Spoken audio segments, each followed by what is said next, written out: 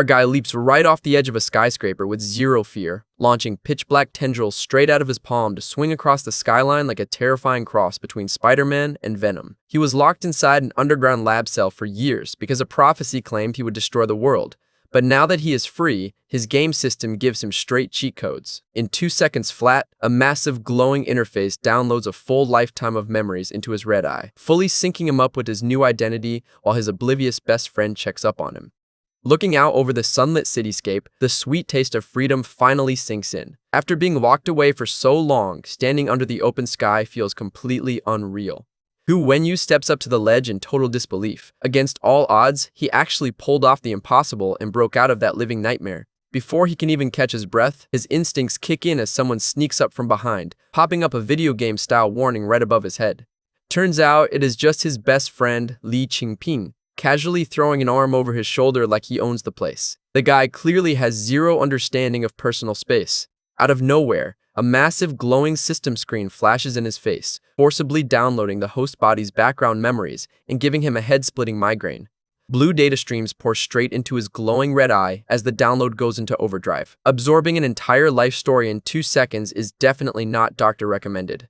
Qingping notices Wenyu stumbling and checks on him with a worried look. Honestly, if my friend's eyes started glowing blue mid-conversation, I would be backing away fast too. Wenyu catches his breath as the system confirms the download is complete. Now he is fully synced up with every detail of this new identity. He plays it off with a smooth smile, claiming he just slept too long and got a mild headache. The classic protagonist excuse for downloading a brain full of lore. Without wasting a single second, Wenyu loosens his tie and announces he has urgent business to attend to, promising to visit Qingping later when he gets a moment. He waves goodbye over his shoulder, casually reminding Qingping that it is summer vacation anyway, so they have plenty of time. Qingping is left standing there completely dumbfounded by how fast he got ditched. Qingping shouts after him in desperation, but Wenyu struts away without even turning around. Absolute savage behavior. Wenyu calmly struts down the stairwell, ignoring all the student chatter around him. He has much bigger things on his mind than local high school drama. He drops his heavy backpack onto the pavement with a sharp thud. It is time to lose the dead weight before testing what his new body can actually do. Soaking in the warm sunshine, Wenyu stretches his arms to the sky in pure relief. The reality of escaping that brutal lab life is finally setting in. Looking out over the busy streets, a wild realization dawns on him. This world is not just some random dimension, it is a very specific city. He steps forward onto the pavement, confirming the location in his head. This is Lijing, the exact city he used to dream about as a kid. Perched high above the skyline, Wenyu considers the terrifying nature of his power, wondering if he possessed an existing person or literally rewrote history to insert himself into the timeline. He ponders the butterfly effect, knowing even a tiny change to reality can ripple out and trigger massive global chaos, but he is already in too deep to care. Floating in a sea of spatial threads, he admits that an ability capable of brainwashing the entire planet is absurdly overpowered. Talk about having a main character cheat code. A confident smirk breaks across his face as he chuckles at the sheer absurdity of it all. Now that he is free, he is ready to embrace whatever craziness comes next. Inspecting his hands, he realizes why those lab researchers kept him under heavy lock and key. If they knew the true scale of his world-altering power, they would never let him see daylight again. Striding forward with purpose, Wenyu reviews his memory files to check what specific superpower this host body carries. Time for the big reveal. He leaps off the edge of the roof without a second thought, soaring high above the city skyline with zero fear and pure confidence. Wenyu extends his hand as pitch-black tendrils erupt from his palm, shooting through the air toward the surrounding skyscrapers. His eyes lock onto his target with an intense red glow. You can tell he is already in complete control of this shadowy power. A massive wave of dark energy explodes around him, revealing the ability name as Black Restraint Straps. It looks less like a restraint and more like a terrifying force of nature. Wenyu suspends himself mid-air, perfectly balanced as dark ribbons coil around his limbs like defying gravity is just another Tuesday. He flickers through the sky, adjusting the shadow straps to maneuver between the concrete towers with insane precision. With a flick of his wrist, he launches a concentrated blast of shadowy whip tendrils forward, sending a sharp shockwave through the air. Wenyu swings across the high-rise cityscape at breakneck speeds, living out every comic fan's web-slinging fantasy. One of the shadowy straps hooks firmly onto a brick wall, cracking the masonry on impact with a rock-solid anchor. He pulls himself forward with explosive momentum, leaving crackling trails of dark purple energy in his wake. Diving headfirst toward the busy streets below, Wenyu skims just inches above the moving yellow taxis for the ultimate adrenaline rush.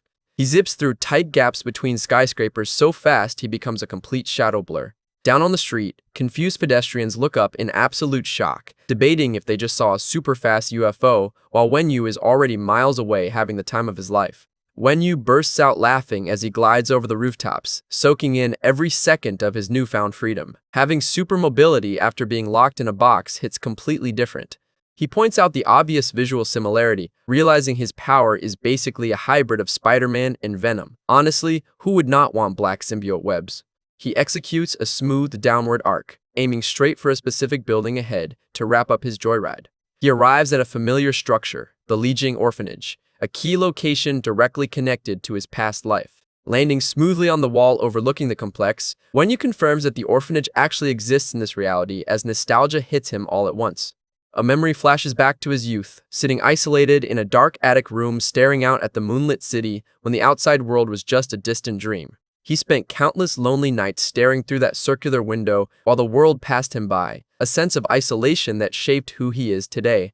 Back in the present, Wenyu stands in solemn silence on the roof, processing those heavy memories and the staggering contrast between his past captivity and current freedom. As the sun sets, the last of his black energy tendrils fade into the evening sky as he retracts his power for the next phase. Wenyu arrives outside the entrance of the Jingnan residential compound, taking a deep breath because the concept of a real home and family feels completely alien to him. He runs through the memory files of his new household, consisting of parents, an older brother, a younger sister, and himself. Sounds normal on paper, but things are rarely that simple. 5 years ago, tragedy struck when his mother Su Ying was killed as collateral damage by an elite superpower organization named Rainbow Wings, leaving behind serious family trauma. After failing to get justice for his wife, the father fell into depression and abandoned the family 2 years ago, adding another absent parent to the checklist. Wenyu steps up to the quiet apartment doorstep, sensing the heavy history lingering inside before seeing what kind of life he is inheriting.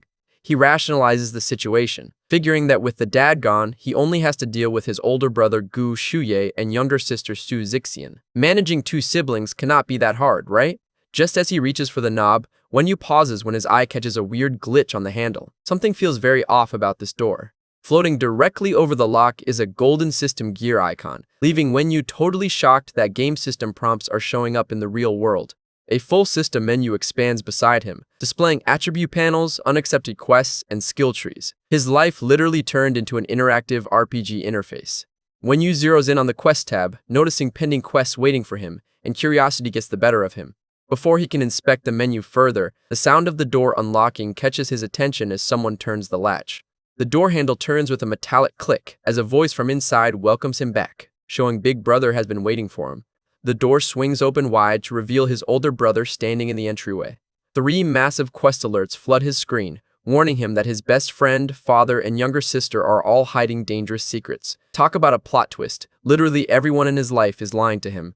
To top it all off, Main Quest 4 pops up over his older brother Gu Chiye, who is standing right in front of him holding a bloody cleaver with a sinister grin telling him to come inside. Walking through that door looks like a guaranteed death sentence. Wenyu steps into the apartment to find his older brother welcoming him home early, even telling him that dinner is freshly cooked on the table. His brother flashes a warm smile, insisting that the food is hot and ready, but there is definitely an underlying tension behind that friendly face. As Wenyu steps past him, he immediately notices red bloodstains splattered across his brother's forearm and apron. Yeah, that is definitely not tomato sauce. Wenyu glances sideways with a sweat drop, questioning if his brother was actually just whipping up dinner. Standing next to a guy holding a bloody butcher knife is high-key alarming.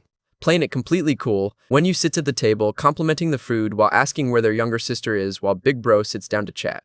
His brother explains that their sister called earlier, saying she is staying over at a classmate's house tonight. Wenyu digs into his meal while pondering what secret his sister could possibly be hiding. Wenyu excuses himself, claiming he is exhausted and heading to his room to rest early, and Big Bro waves him off without a second thought. Once safely inside his room, a floating system interface pops up, introducing the character skill tree development system for some serious protagonist upgrades. The dashboard glows brightly in front of him, detailing every available skill branch in high-tech UI. He inspects branch 1, a hidden skill called Restraint Strap Senses that allows his shadow straps to act as remote eyes and ears through solid walls. He compares the 3 distinct skill paths covering stealth scouting, extended range attacks, and enemy attribute scanning. Each path offers pretty insane utility. with one skill point in hand. Wenyu decides that a scouting ability for secret investigation is exactly what he needs right now. Suddenly, the TV in his room flickers to life, interrupting regular programming with a breaking news alert. The news anchor reports that the famous hero, codenamed Blue Arc, just defeated a high-profile villain at the city center building. Wenyu watches the broadcast, learning about anomalists, official superpowered heroes working under the local government association. The news displays footage of destructive battles between heroes and villains echoing across the city skyline. The broadcast highlights Blue Arc, calling him Lijiang City's top celebrity hero and premier anomalist. Watching the armored hero on screen, Wenyu wonders if the Anomalist Association was the organization that experimented on his original body. Without wasting time, he decides to test his powers. Wenyu kneels down and presses his palm directly onto the floorboards of his room. The system confirms he spent one skill point to officially unlock restraint strap senses, flaring up purple aura as permission for the next hidden tier opens up. A giant mystical purple eye manifests above him as the sensory ability kicks in, expanding his perception instantly. A blue digital grid maps out the entire layout of the apartment building directly into his mind, letting him see through every wall and floor clearly. With a single thought, he extends shadowy purple tendrils into neighboring rooms, peering into any location he wants without moving an inch. A system notification pops up, granting him quest rewards including a splitting point, skill point, and attribute point, leaving Wenyu completely shocked. He reads the description for splitting points, realizing they can be used to construct a whole new playable game character in the real world. Visualizing silhouettes of legendary warriors and demon lords, Wenyu realizes he will eventually control multiple characters simultaneously, a straight-up solo army cheat code. While scanning with his sensory network, he overhears an urgent radio transmission meant for Blue Arc about a villain attack at Lijiang Square, perking up in surprise. His digital radar pinpoints the origin of the emergency transmission coming directly from inside his brother Guchie's bedroom. Peering through the wall, he sees his older brother sitting at his desk holding an ear communicator with an exhausted expression. His brother complains into the radio, showing off his bloodied arm while complaining about being called out again right after taking damage in battle. The radio operator informs him that a villain named Green Wings took hostages at the square and is executing one every 10 minutes until Blue Arc shows up, making Big Bro groan in frustration. Guchie gets up from his chair as blue electric lightning begins crackling violently around his entire body. Blue lightning surges into a blinding column of energy as futuristic armor pieces materialize over his arms and chest. The transformation completes, fully equipping Guchie in the sleek white and blue armor of the hero Blue Arc. Back in his own room, Wenyu smirks as the pieces fall into place. His quiet older brother was Lijiang's top superhero this whole time. Blue Arc dashes out the window at supersonic speed, leaving trails of electric light across the night sky while dispatch warns him about the hostages. Blue Arc leaps into the night air from his windowsill, assuring dispatch that he is en route. He rocket boosts across the cityscape like a blue meteor, racing against the clock. A streak of blue electricity cuts through the dark sky as he arrives at the crime scene in seconds. The electric trails fade out over Lijiang Square as Blue Arc prepares to land. Wenyu smiles in admiration at how fast his brother moves even while injured, instantly completing his main quest to uncover Guchie's secret identity. The system instantly updates with a new objective: form a cooperative relationship with Blue Arc and infiltrate the Anomalist Association. Wenyu sighs, annoyed that the game is forcing him into hero business. Cut to Lijiang Square under the bright moonlight. Wenyu decides he has no choice but to head out and investigate the scene himself. Police barricades and glowing patrol cars surround the square as heavily armed officers hold the perimeter. Officers on the ground panic as radio reports confirm that Green Wings is losing patience with the hostage situation. Up on a high construction platform, terrified hostages sit tied up, crying for help as armed terrorists point weapons at them. Armed henchmen patrol the elevated girders, keeping watch over the captured civilians below. The villain Green Wings, a green goblin mutant in mechanical armor, shouts down to the city, beginning a 10-second countdown before executing the first hostage. Green Wings grins maniacally as he counts down from 10, enjoying every second of the terror he is causing. Hovering high above the plaza, Green Wings counts down to 8, 7, 6, 5, bringing the crowd below to pure panic. Just as he hits 2, a blinding blue lightning bolt shoots down from the sky as Blue Arc arrives on the scene in the nick of time. Green Wings taunts Blue Arc, mocking him for acting like the beloved prince of Lijiang City who always has to steal the spotlight. Blue Arc stands tall in his glowing armor, dryly telling the villain to cut the cliché monologue and state what he actually wants. Green Wings points toward the bound hostages on the platform, demanding Blue Arc surrender himself immediately if he wants them to live. Blue Arc tries to negotiate, threatening to arrest Greenwings right now before he can trigger any attacks.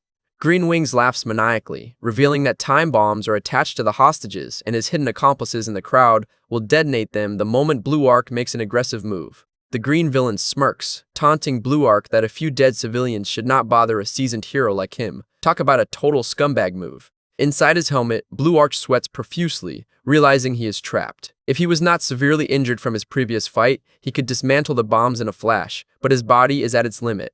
One of the hostages desperately screams for Blue Arc not to give in to the villain's demands, causing Greenwings to snap in anger.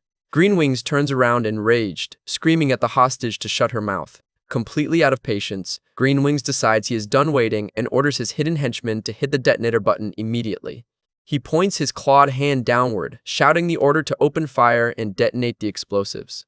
Blue Arc reaches out in absolute desperation, shouting for him to stop before it is too late. Greenwings looks around in confusion when no explosion happens, barking at his henchman for failing to respond. On the platform, a gunman's rifle drops to the metal floor with a clatter as dark, shadowy energy wraps around his body. The gunman groans in agony as thick, black restraint straps coil tightly around his neck and arms, choking him out completely. Both Blue Arc and Greenwings stare in utter shock at the sudden shadow attack hijacking the entire platform. Every single terrorist guard on the platform is lifted off their feet, suspended in midair by glowing shadow straps as the hostages are secured. The rescued hostage girl looks up in sheer disbelief at the pitch-black tendrils protecting her. A mysterious figure clad in a dark phantom cloak and mask descends gracefully from the sky, wrapped in a storm of black energy straps. Wenyu smirks behind his vigilante mask as the system screen confirms the resolution of the crisis. Looks like the new anti-hero has officially arrived. Blue Arc asks Dispatch if this mysterious masked intruder is one of their backup agents, but Command confirms he is completely unaffiliated and nobody knows whose side he is on. Greenwings screams down from the high ledge, threatening to detonate the hostage bombs immediately if the new guy does not back off. As Greenwings tries to figure out who this weird mask guy is, a system notification pops up for Wenyu introducing the Social Superstar system. Wenyu pulls out a self-help book titled Social Master Advancement, reading through it to complete his new task requiring him to establish a friendly relationship with an esper, hero, or villain. Greenwings rants frantically, threatening to blow everyone on the platform into oblivion while Wenyu stands there totally unbothered, calmly skimming page 1. Wenyu reads Rule Step 1 out loud, learning to act like the same kind of person as the other party to build affinity. He is literally following a social skills tutorial in the middle of a hostage crisis. Putting the advice into practice, Wenyu hits Greenwings with some casual reverse psychology, telling him to go right ahead and press the detonator if he has the guts. He gestures with his book, telling Greenwings that blowing up his own leverage would be the dumbest move possible. Wenyu gets right in his face with a menacing smirk, pointing out that without hostages, Greenwings is completely defenseless. He is trying to sound like a villain to build villain affinity, but it comes off terrifying. Greenwings grits his teeth in sheer rage, shocked that this random newcomer is calling his bluff. Greenwings demands Wenyu release his captured henchman immediately or face execution. Wenyu flips to step 2, which says to satisfy the other party's needs as much as possible. Wenyu snaps his fingers with a casual nod, happily agreeing to grant Greenwings' request to let go of his subordinate. Instead of just releasing the guy, the shadowy straps constrict tightly around the terrorist's neck with a violent snap. The shadowy strap completely pops the terrorist's head right off his shoulders while he screams in agony. Talk about taking letting go way too literally. Greenwings stares in absolute horror, his jaw dropping at the gruesome sight. Even the lead villain is traumatized by this. Blood drips onto the floor as Wenyu looks back with a straight face, asking Greenwings why he is upset when he did exactly what he was asked to do. Wenyu holds up the severed head wrapped in shadow straps like a trophy, genuinely asking why Greenwings looks so unhappy. His social skills are in the gutter right now. The decapitated thug drops to his knees as dark blood pools beneath his body. Blue Arc recoils in total shock and anger, cursing out Wenyu for committing a brutal murder right in front of everyone. Greenwings backs away stuttering in pure horror, realizing this masked guy is way more psychotic than any villain in the city. Wenyu scratches his head in confusion, realizing his attempt to bond with villains completely backfired and muttering that bad guys are way too hard to get along with. Surrounded by swirling black tendrils, he decides to pivot his strategy and try socializing with righteous people instead. His dark tendrils immediately surge toward the terrified mother and child hostages. The mother clutches her child in terror, gasping in horror as the shadowy tentacles surround them. The shadow tendrils scoop up the severed heads and slam them back onto the dead thugs' necks like Lego pieces. Wen Yu explains his logic, claiming he is giving the criminals a taste of their own medicine to prove he is an ally of justice. Bro thinks reattaching heads makes him a superhero. The mother screams in total horror at the gruesome display, clutching her kid tightly while a system warning pops up, showing Wen Yu's insanity meter rising to 30%. Wen Yu's sweat drops as a scenario hint pops up, warning him that his morally gray roleplay needs to be way more peaceful if he wants righteous heroes to trust him. Wen Yu panics internally, realizing socializing is way harder than the book let on as he frantically uses his straps to stitch the criminals' heads back onto their shoulders. The shadowy tendrils wrap tightly around the neck seams, trying to make it look like the heads never left the bodies in the first place. Wen Yu smiles proudly behind his mask, declaring the thugs good as new. Total delusion at its finest. The decapitated thugs stand up like stiff puppets with visible black stitch lines on their necks while the hostages stare in sheer trauma. The system warning flashes again as his insanity anchor shift rate rises to 40%. One more mistake and he goes full berserk mode. Panicking, Wen Yu tries to gaslight the hostages, claiming that the decapitation was just a holographic special effect and that their heads were fine all along. Right as he says that, one of the thugs' heads slides cleanly off his neck again with a sharp slip sound.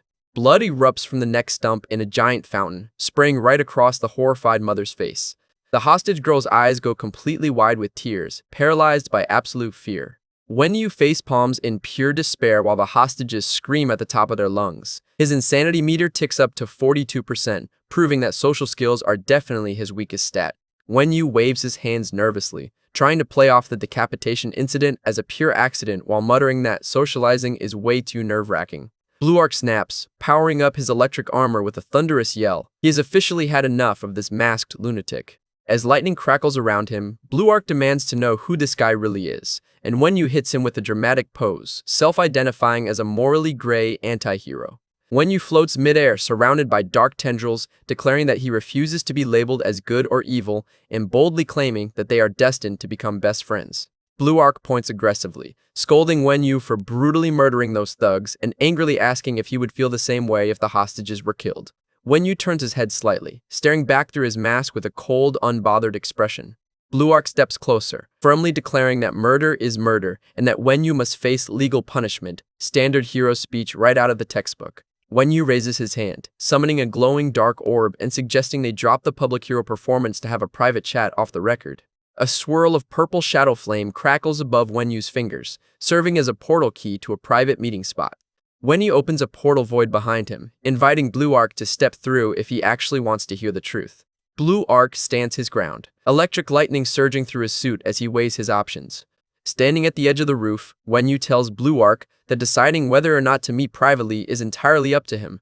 With a final word, Wen Yu steps backward off the skyscraper ledge into the open night air. He dissolves into a cluster of shadowy tendrils, vanishing into the night sky like a ghost. Blue Arc walks over to the empty ledge, looking down at the spot where the masked vigilante was just standing. Looking down, Blue Arc notices a small glowing purple flame floating on the rooftop surface. He scoops up the mysterious purple energy orb, keeping the contact signal for later. Out of nowhere, Green Wings flies down screaming in frustration, complaining that both heroes have been ignoring him this entire time. The guy has total main character syndrome. Blue Arc turns around coldly, advising Green Wings to surrender peacefully and revealing that his team already neutralized all 5 hidden rooftop snipers, making the bomb detonators useless. Green Wings hovers in the air, his jaw dropping as he realizes his entire hostage leverage plan completely collapsed. Green Wings stammers frantically, desperately trying to bring up the hostages on the platform. He points toward the girder platform, insisting he still controls the civilians. An elite female hero from the Anomalist Association steps out calmly, confirming that all hostages have already been evacuated safely. Blue Arc looks back in surprise as his team secures the area without a single casualty. Green Wings looks over at the empty platform, realizing he has been totally outmaneuvered. The villain grits his teeth in defeat, cursing as his master plan goes down in flames. Cut to 1 minute later in a quiet, dark alleyway away from the main square. Blue Arc leaps down into the secluded alley, powering down his lightning armor to return to civilian mode. He speaks into the shadowy trees, telling the intruder to come out since he knows he was followed. Blue Arc stands ready in the alley, waiting for the mysterious masked figure to reveal himself. Wen Yu drops down upside down from a tree branch suspended by his shadow straps, casually greeting him as Mr. Blue Arc. Blue Arc demands to know his real background and alias, standing firm in his hero armor. Wenyu lands smoothly on the ground, holding out a floating newspaper snippet in his shadow tendrils, joking that public figures like them get given aliases by the public soon enough anyway. He shifts the conversation, asking Blue Arc if he is curious about the specific article he brought with him. The newspaper article details a tragic incident from 5 years ago, where a mother was accidentally killed by the elite organization Rainbow Wings, a story the government kept completely secret. Wenyu looks right at him, addressing him directly by his real name, Mr. Gu Qiye. Gu Qie's helmet faceplate retracts in utter shock as his real identity is exposed. Wenyu reminds him that he was only 13 years old when he watched his own mother die right in front of his eyes. Wenyu continues, explaining how Gu Qie grew up harboring deep resentment against corrupt anomalists who abuse their power under the guise of justice. He exposes Gu Qie's true motive, becoming Li Jing's top hero just to gain enough prestige to get recruited into Rainbow Wings. Wenyu clenches his dark-infused fist, revealing the end goal, finding the specific anomalist who killed his mother and taking revenge. A massive, dark, shadowy demon avatar manifests behind Wenyu as he officially proposes a partnership with Blue Arc. Gu Qie stands frozen as Wenyu promises to help him rank up into Rainbow Wings so he can hunt down his mother's killer. Wenyu surrounds himself with floating purple energy glyphs, offering to execute a magnificent revenge together. He holds up a single finger, stating that in exchange for his help, Gu Qie only needs to assist him with one minor task. Gu Qie looks at him suspiciously, asking what this favor entails. Wenyu keeps it mysterious, stating it is better to keep it secret for now so it does not bring disaster upon him, before cheerfully asking Gu Qie to take good care of him from now on. Gu Qie floats up with blue lightning crackling, demanding to know how Wenyu managed to uncover his secret identity in the first place. Wenyu smirks behind his mask, telling him the answer is actually very simple. Tapping his mask with a sly smile, Wenyu delivers his punchline, because he can see through to the true face beneath every mask. Gu Qie yells that it is absurd, surging with blue lightning as he refuses to be manipulated so easily. Blue Arc launches forward at breakneck speed with an electric strike, bringing the confrontation to an explosive climax. Blue Arc launches an explosive electric strike, but Wenyu instantly parries the attack mid-air using a shield of dark purple shadow tendrils. A blinding clash of blue lightning and dark purple energy erupts between them, illuminating the night sky above the alley. Floating safely out of reach, Wenyu warns Blue Arc to stop acting tough, pointing out that his waist and neck wounds are bleeding severely and need immediate medical treatment. Wenyu opens a swirling purple portal behind him, waving a playful goodbye as he steps backward into the void. Thunder rumbles through the sky as torrential rain begins pouring down over the city buildings. Blue Arc stands alone in the downpour, watching the portal vanish without a trace. A close-up shot shows red blood dripping heavily from Blue Arc's armored gauntlet onto the rain-slicked concrete. Rain hammers the roof of the residential compound as the storm intensifies over the city. Wenyu steps off his bedroom balcony ledge, quietly slipping back inside through the window. Sitting in his dark room, Wenyu sheds his vigilante outfit, respecting his brother for continuing his hero duties despite sustaining severe combat injuries. The system interface flares up, updating Main Quest 1 Phase 2 to establish a cooperative relationship with Blue Arc and infiltrate the Anomalist Association. Wenyu puts away his gear, admitting that earning Gu Qie's trust will not be easy, but at least Phase 1 of unmasking his secret is officially complete. He leans back thoughtfully, reflecting on the progress made tonight after securing a solid haul of system resources. Wenyu reviews his inventory, confirming he currently holds 1 splitting point, 1 skill point, and 1 attribute point ready for allocation. He chuckles to himself, wondering what lame superhero nickname the public will assign to his masked persona after tonight's chaos. The system stat window opens, displaying the base attributes for his character profile. He reads through the description for strength, which boosts overall physical constitution and the raw power of his restraint straps.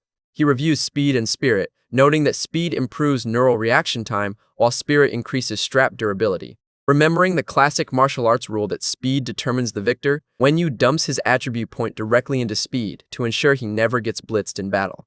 The digital interface processes the stat distribution with glowing blue data streams. His speed attribute successfully upgrades to C rank, boosting his reaction time and mobility. Next, Wenyu taps on the character skill tree menu to spend his remaining skill point.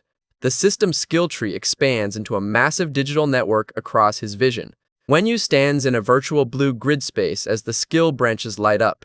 Golden circuit patterns flash across the screen, detailing advanced ability upgrades for his shadowy straps. He examines the path options, weighing utility versus raw offensive firepower. The interface highlights the available choices in the Ruthless branch. He checks out Restraint Strap Truth and Restraint Strap Detection, which act as a lie detector and enemy stat scanner respectively. He glances at the Madness branch, which focuses purely on extending attack range and raw combat power. Wenyu spends his skill point to unlock Restraint Strap Detection from the Ruthless branch, enabling him to instantly scan target data upon physical contact. He considers how useful stat scanning will be for tracking down leads and evaluating potential threats. Wenyu visualizes testing the binding conditions on holographic target dummies in his mind. He smirks, planning to test out the exact rules of the skill on the next unlucky villain that crosses his path. His eyes flash red with dark anticipation as he closes out the skill tree menu. Wenyu hovers his hand over the Create New Game Character tab. The system displays the requirement for character creation, noting he needs 3 splitting points total and currently only possesses 1. He realizes that once he gathers enough points to create a second avatar, he can use one as a backup while investigating the orphanage. Suddenly, blue lightning crackles right outside his bedroom door, catching Wenyu completely off guard. Wenyu sits up in shock as he senses someone approaching his room late at night. An armored hand reaches out and presses down on the metallic door handle. The door latch clicks open with a sharp mechanical thud. The door swings open to reveal Guchie standing in the doorway, still fully equipped in his hero armor. Guchie stares at Wenyu in silence, his expression unreadable behind his suit. Wenyu quickly pulls the covers up and pretends to wake up groggily, playing off the late-night visit. A memory flashback triggers to Wenyu's original life as a test subject in an underground lab as a metallic door slides open. A researcher's voice echoes into the cell, asking if he wants to hear about superpowered espers appearing in the outside world. The lab instructor wearing glasses steps through the doorway, addressing him as Little Brother Ji Minju. Inside the dimly lit room, young Ji Mingju responds with a quiet prompt. Young Ji Minju lies on a bare white hospital bed inside the sterile laboratory cell. He turns his head on the pillow, looking up with tired red eyes. Sitting up on the bed, Ji Minju politely greets the instructor with a tired smile. The instructor walks over to the bed with a dark, unsettling grin. The instructor leans in, slyly asking how Ji Mingju could possibly know it is nighttime when trapped inside a windowless facility. Ji Mingju points out that the instructor constantly breaks into his room to bother his sleep late at night, so it was not hard to figure out. The instructor chuckles, enjoying the kid's sharp wit. He reaches into his lab coat pocket, claiming he just wanted to confirm a small detail. The instructor pulls out a surveillance photograph showing the masked vigilante at Lijing Square, asking if that mysterious person is actually him. Ji Minju stares at the photo in utter shock, realizing his secret outings have been exposed by the lab researchers.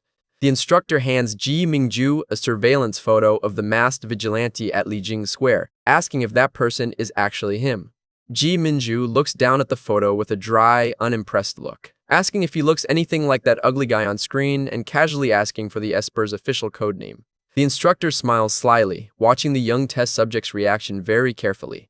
His glasses glint under the lights as he reveals the vigilante's official codename, Black Pupa, admitting he thought of Ji Minju the second he saw the report. Ji Mingju gestures dismissively, telling the instructor that if he wanted to call him ugly, he should have just said it directly instead of beating around the bush. The instructor brings up Ji Minju's past, recalling how he used to wrap himself tightly in toilet paper at the orphanage like a mummy until a nurse took a photo of it. Ji Mingju groans in annoyance, explaining that it was just a dumb thing he did as a naive kid, questioning why they kept him locked up for over a month if they cannot even prove he has superpowers. The instructor's expression turns deadly serious as he reveals the real reason for his containment. Someone of immense authority prophesied his future. An apocalyptic vision flashes of a destroyed, burning Earth, confirming the prophecy stated Ji Mingju would eventually bring about global annihilation. Ji Mingju stands bathed in red warning lights as the weight of the apocalyptic prophecy hangs over the cell. Ji Mingju bursts into laughter, mocking the idea of destroying the world at the drop of a hat when he cannot even harm himself without the shock collar knocking him out cold. The instructor smiles cryptically, refusing to give a straight answer when Ji Mingju asks who spread such crazy rumors about him. Ji Mingju leans forward, demanding to confront this mysterious prophet face to face to clear his name. The instructor shuts him down instantly with a cold, firm refusal. The instructor explains that nobody in the facility has ever actually met the prophet in person, nor do they even know his true identity or location. He displays past records showing that every single major catastrophe predicted by this prophet unfolded with perfect accuracy, saving millions of lives despite zero direct contact. Seeing the instructor so dead serious, Ji Minju realizes the man is not lying, finding it absurd that he is supposedly destined to become a world-ending villain. Before walking out, the instructor casually mentions that in 5 minutes, his old childhood friend Kong Yuling will be visiting him. Ji Mingju perks up instantly on his bed, his eyes widening in genuine excitement at the mention of her name. The instructor steps out through the automated lab doors, granting them complete privacy to chat without surveillance interfering. Ji Mingju looks up at the ceiling, reflecting on how long it has been since he last saw her. Glowing digital particles begin materializing in the center of the sterile cell. The blue data streams coalesce into a holographic projection of the white-haired girl, Kong Yuling, standing right before him. Ji Mingju stares at her in emotional shock as memories of their shared past flood back. A flashback triggers to 3 years ago at the Lijing orphanage when they first crossed paths. He recalls the rumors spread by the nurses about a pale, deaf, and mute mixed-race girl who recently arrived at the facility. The other orphanage children ostracized her, calling her a freak because she always wore a crumpled linen dress and carried a sketchbook everywhere. Ji Mingju realized she carried the notebook so others would not have to learn sign language for her, proving how sensible and considerate she really was.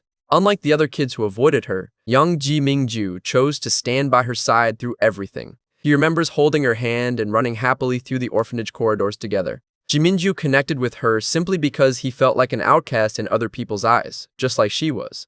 Sitting on the orphanage roof under the night sky, Ji Mingju recalls the trauma of his parents locking him in a closet before abandoning him forever. He reflects on how he used to foolishly lock himself away at the orphanage, hoping his parents would eventually come back searching for him.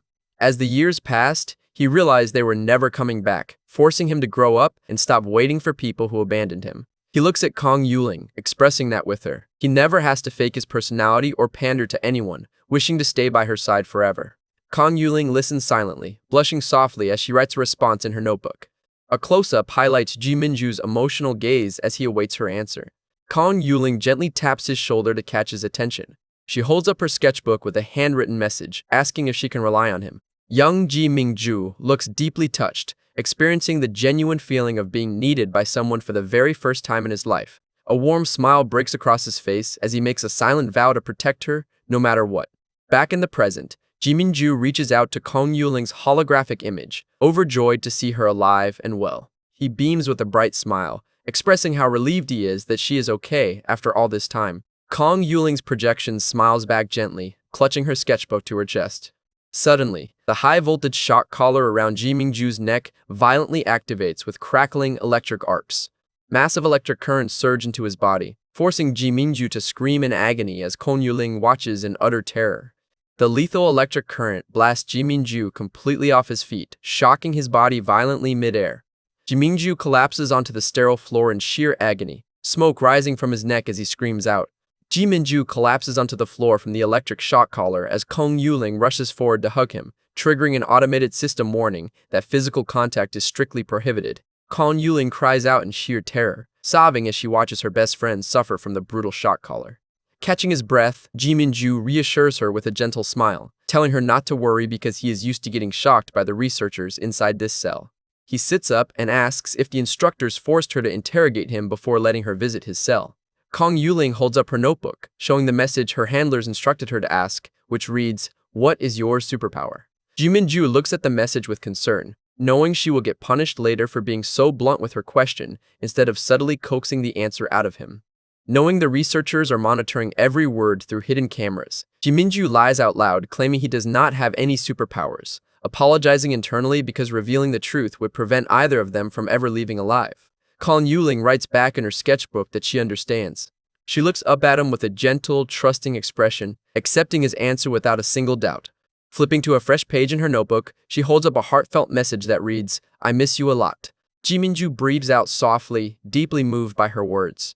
Before he can say another word, the automated door slides open as the instructor announces that visiting time is officially over. Watching through the glass wall as she is led away, the instructor tells Ji Mingju that if he behaves well, he will be allowed to see her again in the future. Ji Mingju glares back with utter disgust, mocking the instructors for acting like saints just because they have not physically harmed an innocent 11-year-old girl. The instructor sits back in his chair, remarking how easy it is to forget Ji Mingju is only 12 years old, given how constantly calculating and guarded he acts. Ji Mingju lies back on his bed, asking the instructor if he can pose one last question before he leaves. Sitting up on his bed, Ji Mingju looks straight at the instructor. He asks why they do not just execute him directly if they are so convinced he is going to destroy the world in the future. The instructor's glasses glint under the cell lights as he offers to tell him the terrifying truth. Ji Mingju looks back calmly, telling the man to spit it out. The instructor explains that espers on the verge of death often trigger catastrophic potential far exceeding their normal limits. They keep him alive purely because killing him might accidentally trigger the exact apocalypse they are trying to prevent. Ji Mingju lies back with a relaxed smile, joking that knowing they are too afraid to execute him means he can finally sleep peacefully at night. The instructor smirks, amused by the young boy's dark sense of humor. Standing up from his chair, the instructor ends the conversation and tells Ji Mingju to rest early as the cell doors seal shut. As the flashback ends, Ji Mingju closes his eyes inside his underground lab cell. Cut back to present day at the sunset skyline over the residential block. Wenyu's consciousness resinks into his primary avatar host body, displaying a system welcome prompt. A system alert flashes, announcing that due to his recent viral fame at Lijing Square, his game character's official codename has been updated. Standing atop the building roof surrounded by shadowy tendrils, Wenyu sees his official codename displayed on screen as Black Pupa. Wenyu smirks softly, finding it amusing that the media assigned him the exact same codename the lab researchers gave him in his original timeline. He looks down at his shadow-infused hand, establishing his primary goal: locate the subterranean lab facility and stage a silent breakout to rescue his original body and Kong Yuling. Staring out over the golden sunset skyline, he considers his backup plan if stealth fails. A vision of Kong Yuling's gentle smile flashes in his mind as his red eye glows with absolute malice. Wenyu's eyes flash with dark intent, declaring that if quiet rescue fails, he will simply slaughter everyone in the facility. Back inside his apartment room, the front door handle turns suddenly. The door latch clicks open with a metallic thud. Wenyu reacts in shock, realizing someone just walked into his room unexpectedly. The door opens to reveal a dark, shadowy silhouette holding a raised tennis racket in a combat stance. Wenyu instantly dives under his bed covers, attempting to act like he has been sleeping the whole time. Hiding under the blanket and sweating nervously, Wenyu hopes his fast reaction time prevented him from getting caught sneaking back in. Footsteps and slippers march across the bedroom floor toward the bed. The blanket is pulled back, revealing his younger sister, Su Zixian, standing over him holding a tennis racket with an intense, suspicious gaze. A system prompt flashes over Wenyu's surprised face, officially launching Main Quest 3, investigate what secret his younger sister Su Zixian is hiding. Su Zixian pins Wenyu to the bed, holding a tennis racket directly against his neck as she glares down at him. A close-up shows Su Zixian staring at him with intense, unblinking eyes. Wenyu raises his hands defensively, stammering frantically and asking what he did to deserve getting pinned down. Su Zixian scolds him loudly, calling him incredibly lazy for sleeping in until 3 p.m. and asking if he is turning into a pig. As she stands with her arms crossed, Wenyu reviews her background memories, noting she is 16 years old while he controls the 17-year-old Gu Wenyu avatar who looks like the youngest due to his sickly eyes.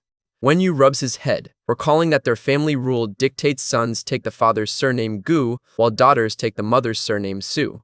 Su Zixian turns around with an annoyed huff, telling him she cannot be bothered with his laziness anymore. Wenyu sits up on the bed, muttering in confusion at how aggressive his younger sister is. Downstairs in the living room, the TV news broadcasts a live report about the masked vigilante Black Pupa intervening in the hostage situation at Lijing Square last night. The news report details how the unknown Esper used shadowy restraint bands to defeat 5 terrorists and rescue all hostages without civilian casualties. Wenyu grabs a drink from the fridge, listening to the TV anchor introduce a statement from the Anomalist Association. The news confirms that after an emergency expert meeting, the vigilante was officially assigned the codename Black Pupa and classified as a B-rank observation target.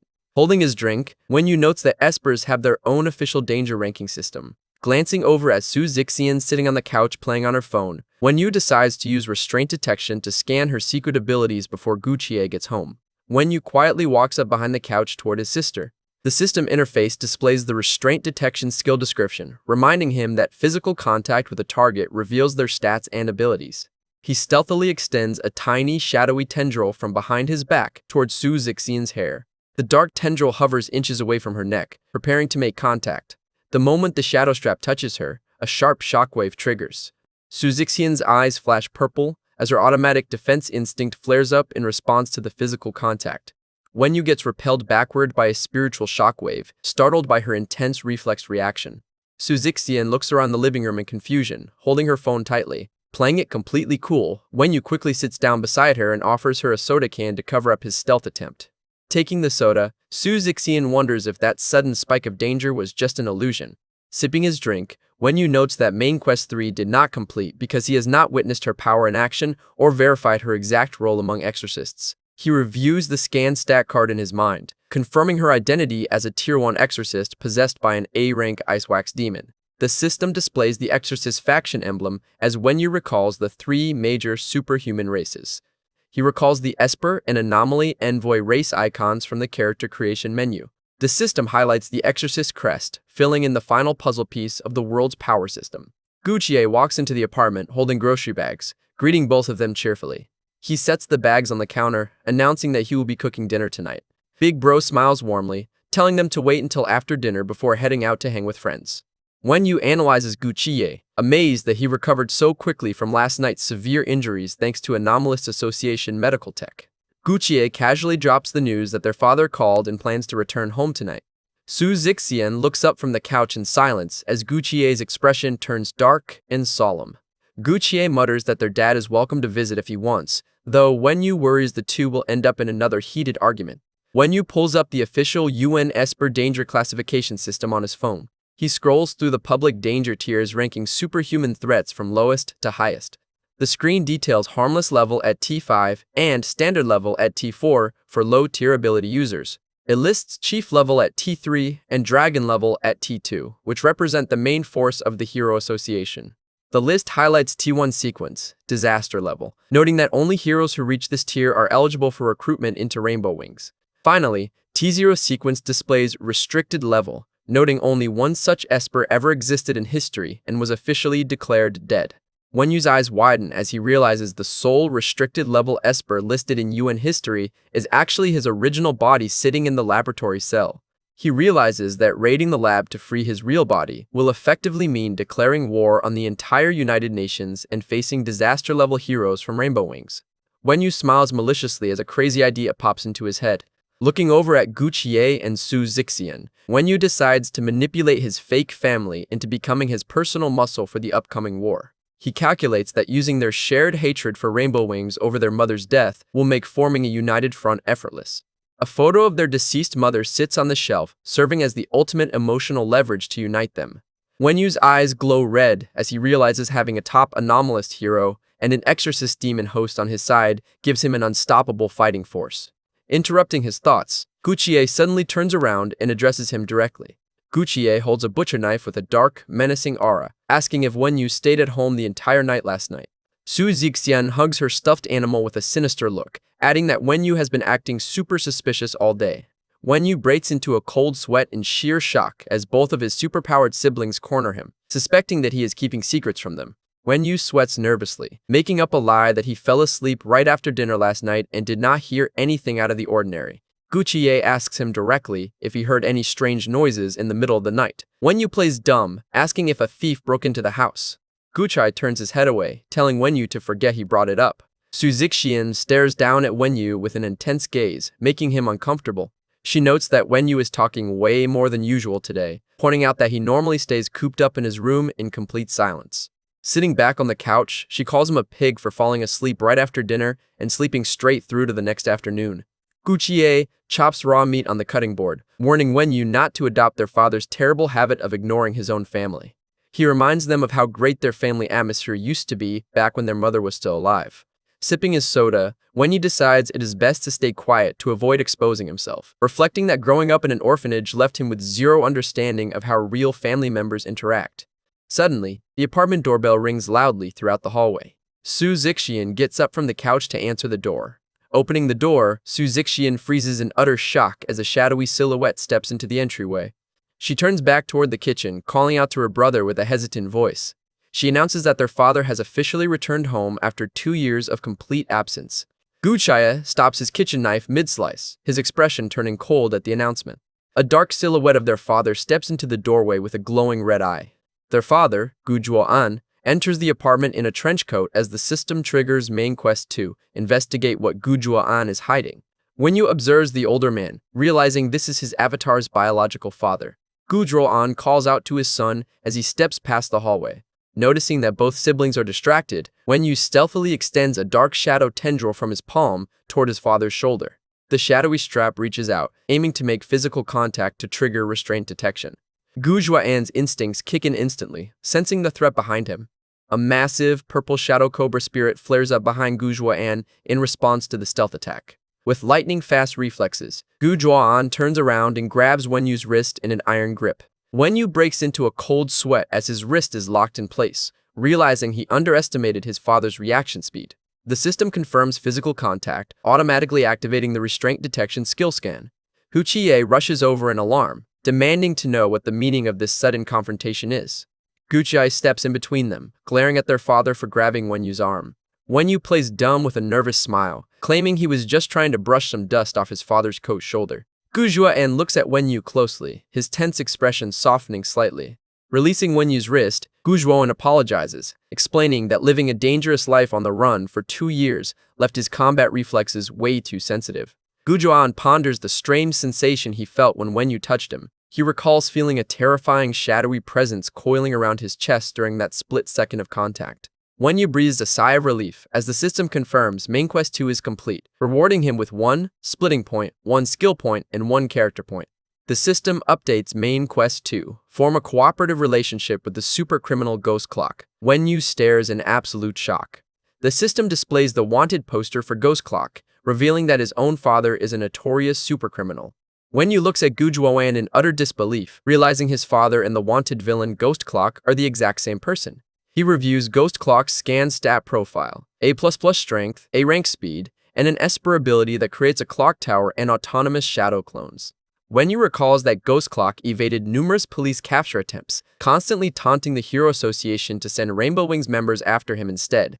Wenyu connects the dots, Gu Juan, and became a super criminal to force the UN to send the specific Rainbow Wings agents who killed his wife so he could execute them himself. He realizes the tragic irony. Gu Chie joined the heroes to climb the ranks into Rainbow Wings for revenge, while Gu Juan became a villain to bait Rainbow Wings into fighting him. Father and son chose diametrically opposite paths for the exact same vengeful purpose, positioning them as enemies on opposite sides of the law. Wenyu observes them, reflecting on how they are practically trapped in a tragic gladiatorial arena against each other. Gu Chie glares at his father, telling him not to bring his terrible outlaw habits into the house after abandoning them for 2 years.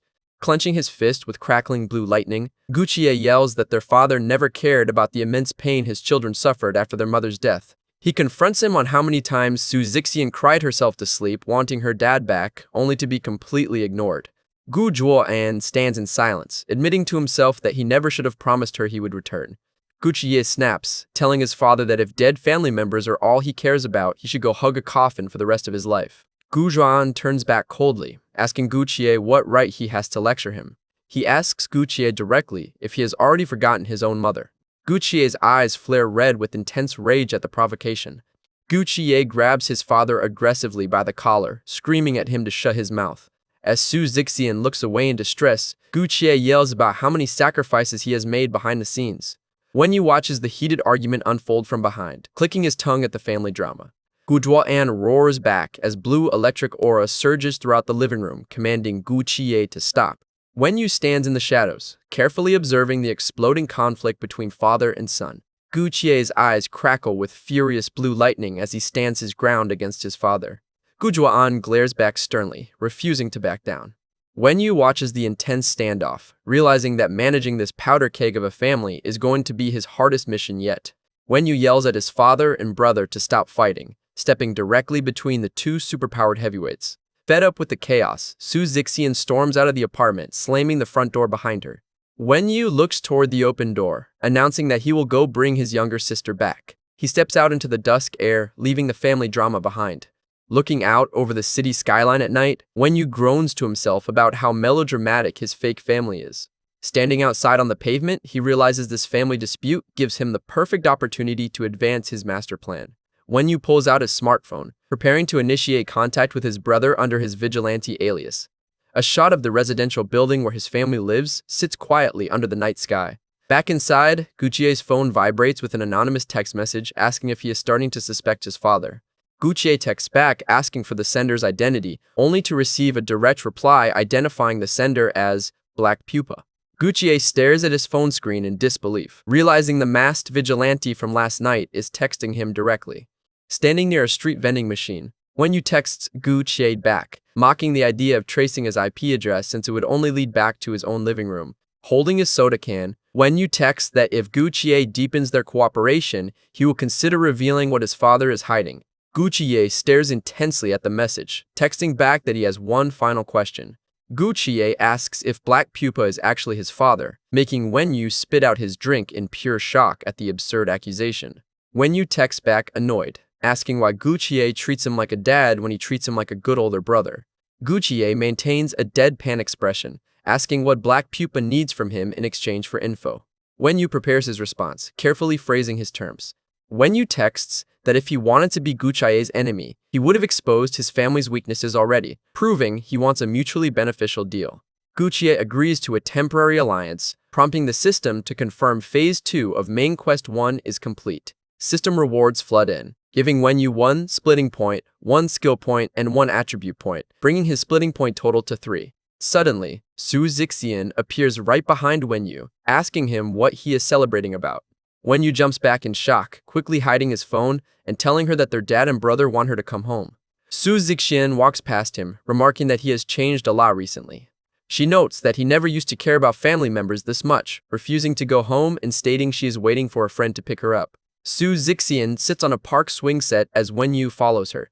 Wenyu teases her, asking if this friend is her girlfriend, causing Su Zixian to yell at him in annoyance. Wenyu smiles playfully, asking who this mysterious friend actually is. A stylish woman wearing a beret steps up behind Wenyu, introducing herself as Su Zixian's teacher. The female teacher places her hands on Wenyu's shoulders, laughing softly and asking if she startled him. Su Zixian introduces her teacher to Wenyu, telling her not to treat him like an outsider. Wenyu greets her politely, wondering if she is an instructor in the exorcist field. The teacher offers a friendly handshake, introducing herself as Keikien, a close friend of Su Zixian. Wenyu shakes her hand, secretly activating restraint detection to scan her profile as a B-rank exorcist possessed by the Ice Wax demon. Wenyu analyzes her stats, realizing that while she is strong, she is nowhere near as powerful as the 2 disaster-level powerhouses living in his house. Keikien looks slightly surprised after the handshake, sensing a subtle, strange energy from Wenyu. Keikien waves goodbye, leaving Su Zixian with Wenyu as system quest panels update on screen.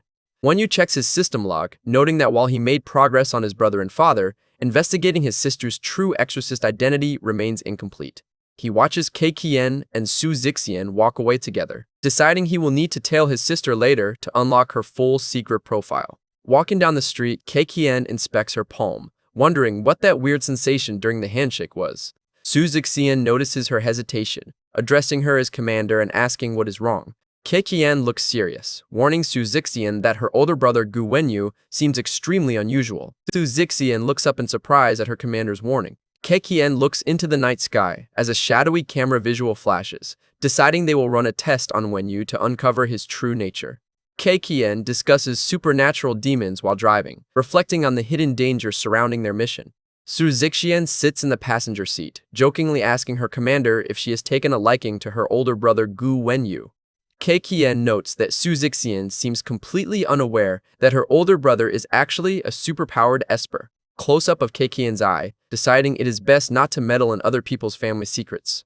Keikien lights a cigarette with a flick of her lighter, inviting Su Zixian to come live at her place for the summer vacation if she does not want to go home. Su Zixian teases her for lighting up the second her brother left, accepting the offer to stay over. A view of the city night sky as Su Zixian promises to treat her commander to shrimp tempura in Japan tomorrow. Back in his bedroom, Wenyu sits on his bed, reviewing his character stat distribution. He allocates 3 attribute points to boost his strength and speed stats up to C++ rank. Wenyu opens the character skill tree panel to spend his remaining skill points. The digital skill tree dashboard expands, displaying new utility nodes for his shadowy straps. Wenyu reflects that unlocking a second character avatar is crucial, because even if one character dies, the second can survive and keep expanding his clone network. He spends 1 skill point to learn Restraint Strap Truth, allowing him to force bound targets to speak the absolute truth. Wenyu recalls how the lab instructors abducted him from the orphanage without raising suspicion, realizing the old orphanage director must have played a key role in selling him out. His red eyes glow with dark power as he promises to pay the old director a visit and demand answers. The system prompts him with one unused skill point remaining for development. He spends his final point to learn Restraint Strap Camouflage, granting him full stealth invisibility by wrapping shadowy straps around his body. Wenyu chuckles, realizing he is specializing heavily into stealth and scouting, which fits his strategy of avoiding direct clashes with high-tier monsters. He glances at the Social Superstar System tab, wishing he had more skill points to unlock its insidious utility skills. Wenyu anticipates his original body's timeline, knowing the lab instructor will be visiting his cell shortly to deliver fresh intel. Cut back to the subterranean lab cell, where the instructor informs young Ji Mingju that they plan to let him interact with the other captive children. Ji Mingju sits up on his bed, asking for clarification about these other children.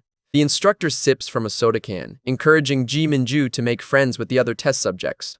Ji Mingju smirks slyly, asking if the researchers are not afraid the kids will team up and organize a prison break. The instructor smiles calmly, stating they monitor every child's profile continuously, except for Ji Mingju, whose true power remains unknown. Ji Mingju lies back, reminding the instructor of his promise to explain the other two superhuman races in the world. The instructor confirms that researchers suspect Ji Mingju might actually be an anomaly envoy or an exorcist rather than a standard esper. A massive system notification flashes over Ji Mingju, unlocking the key intel system, which boosts the initial stats and potential of future created avatars based on his worldview knowledge. The system displays his worldview development progress, esper at 40%, exorcist at 5%, and anomaly envoy at 1%. Ji Mingju realizes holding off on creating his second character was the right move, as unlocking world lore will spawn significantly stronger avatars. He prepares to coax information out of the instructor to maximize his character creation stats. He opens his mouth to ask which faction the instructor wants to explain first. Suddenly, Ji Mingju clutches his head in intense agony as a searing headache drills into his skull. A close-up shows his eye glowing brightly amidst overwhelming mental pain, bringing the chapter to an intense cliffhanger. A system notification confirms Ji Mingju has entered complete splitting mode, allowing him to perceive the vision of his original body and active avatar simultaneously. Ji Mingju catches his breath, relieved that the shock collar remains dormant because his dual consciousness ability bypasses technological detection. The instructor asks why he is dizzy, but Ji Mingju brushes it off as simple confinement fatigue, nudging the man to start explaining the Anomaly Envoy faction first. The instructor agrees, opening his thermos as he prepares to recite ancient lore. He begins telling a story in a slow, dramatic voice about a mythical whale hidden deep inside the ocean. Ji Mingju cuts him off with an annoyed expression, telling the instructor to cut the bedtime story tone and speak like a normal adult. Adjusting his tone, the instructor explains that anomaly envoys hide inside the belly of a colossal cosmic whale named Shikazeno. A visual reveals the massive leviathan Shikazeno floating through cosmic space. Inside the whale's belly sits a miniature pocket dimension housing massive structures and royal palaces. Ji Mingju interrupts again, stating he does not care where they live and demanding to know what combat abilities anomaly envoys possess. The instructor explains that every anomaly envoy awakens an anomaly compendium, an artifact that detects hidden secret realms across the world.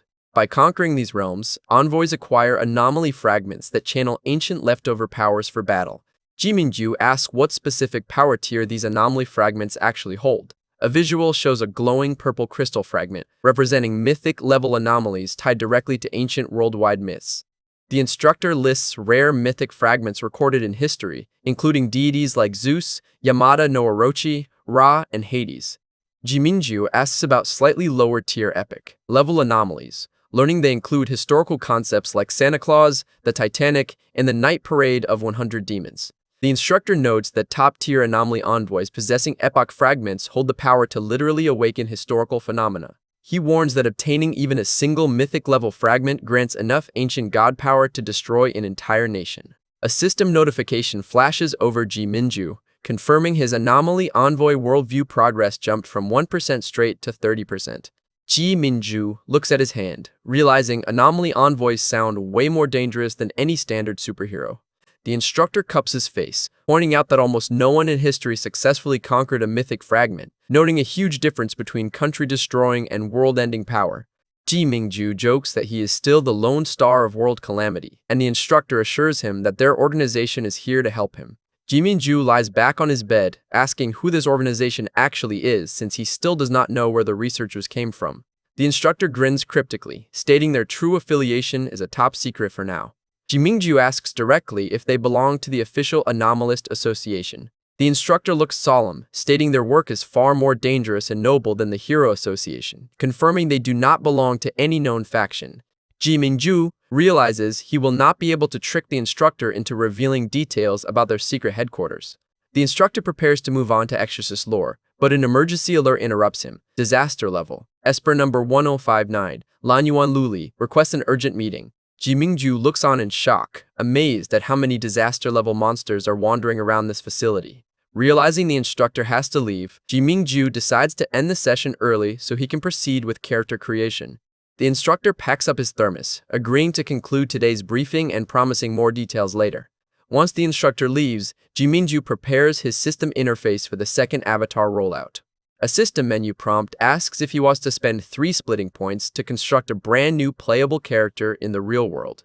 A system dice minigame initiates, asking Jiminju to pick a number between 1 and 6 for a bonus reward. Jiminju points at the screen, selecting number 6. The dice lands directly on 6, and the system rewards him with 1 extra character profile choice during this creation phase. The system interface loads 3 distinct character candidate cards for his selection. Profile 1 displays Ozawa Nana, a 17-year-old female Esper geisha with C+ rank stats seeking revenge against the Yakuza with thorn powers. Jiminju passes on option 1, worried that inheriting a female geisha's memories might ruin his worldview and personal identity. Profile 2 displays Al Pacino, a 25-year-old male anomaly envoy with D-rank stats, which Jiminju rejects instantly due to pitifully low attributes. Jiminju glances at Profile 3, only for giant red warning boxes to violently flash across the screen.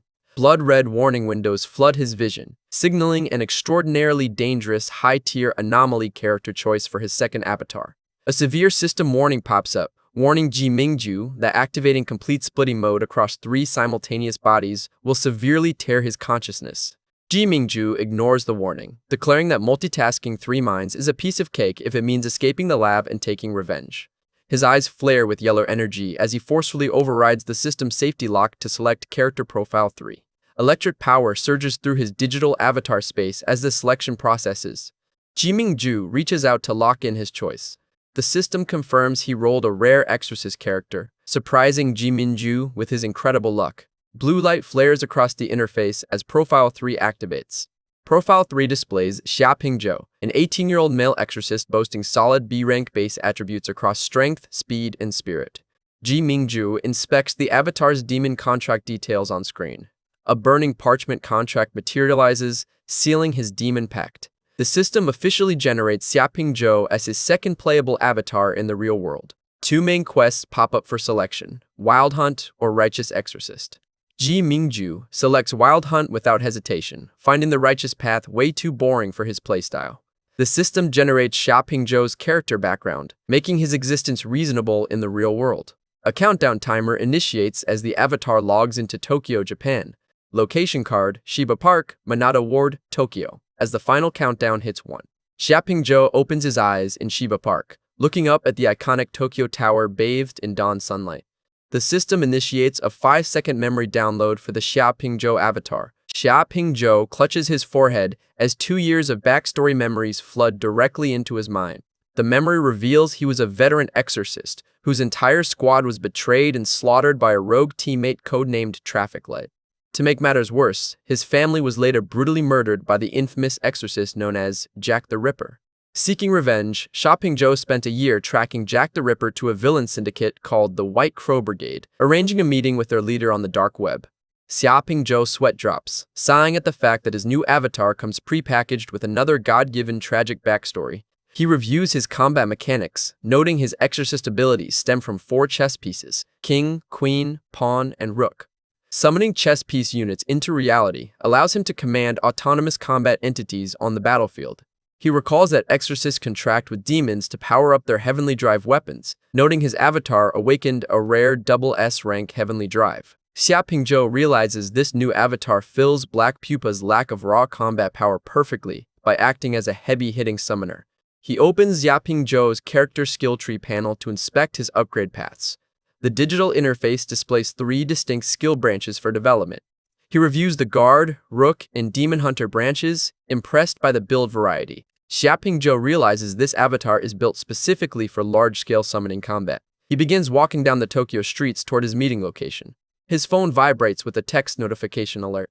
An anonymous message instructs him to head to room 03 of Underground Bar 4 in Shinjuku for his initial meeting with the White Crow Brigade. Xiaopingzhou realizes today marks the official meeting between his avatar and the villain syndicate. He sets off towards Shinjuku to confront his target. Xiaopingzhou enters the dim, sketchy underground bar, surprised to see patrons drinking heavily early in the morning.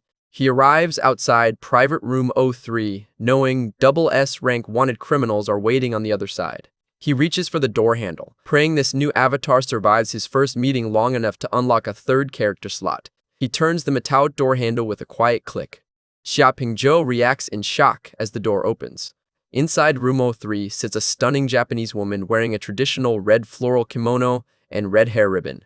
The kimono-clad woman glares back at him with piercing crimson eyes, bringing the chapter to a close. Xiaopingzhou steps into private room 03, finding the kimono-clad woman Ayase standing near the doorway. Ayase looks at him sideways, asking if he is the new recruit sent by the commander. Xiaopingzhou confirms his identity calmly, pulling his hoodie up. A blond man sitting on the sofa asks Ayase if their guest has arrived. Ayase introduces Xiaopingzhou as the replacement candidate for number 12, inviting him inside to meet the rest of the White Crow Brigade members. The blonde suit man introduces himself as N. Luntz, ranked number 11 in the brigade hierarchy. Beside him sits a man with a TV screen for a head, introducing himself as Robert, ranked number 7 and affectionately nicknamed Radish Head.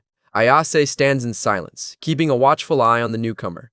Pink, magical energy surges around Ayase's hands as she channels floating paper seals into the air. The paper seals spin rapidly, forming a sharp vortex of origami paper weapons. The origami paper cranes flare with radiant pink light floating around her body. Xiaopingzhou observes her paper manipulation ability, introducing himself as Xiaopingzhou, ready to take over the vacant number 12 position. And Luntz checks his wristwatch, noting that it is time for them to head out. He tosses playing cards onto the coffee table, mentioning a small task they need to handle along the way.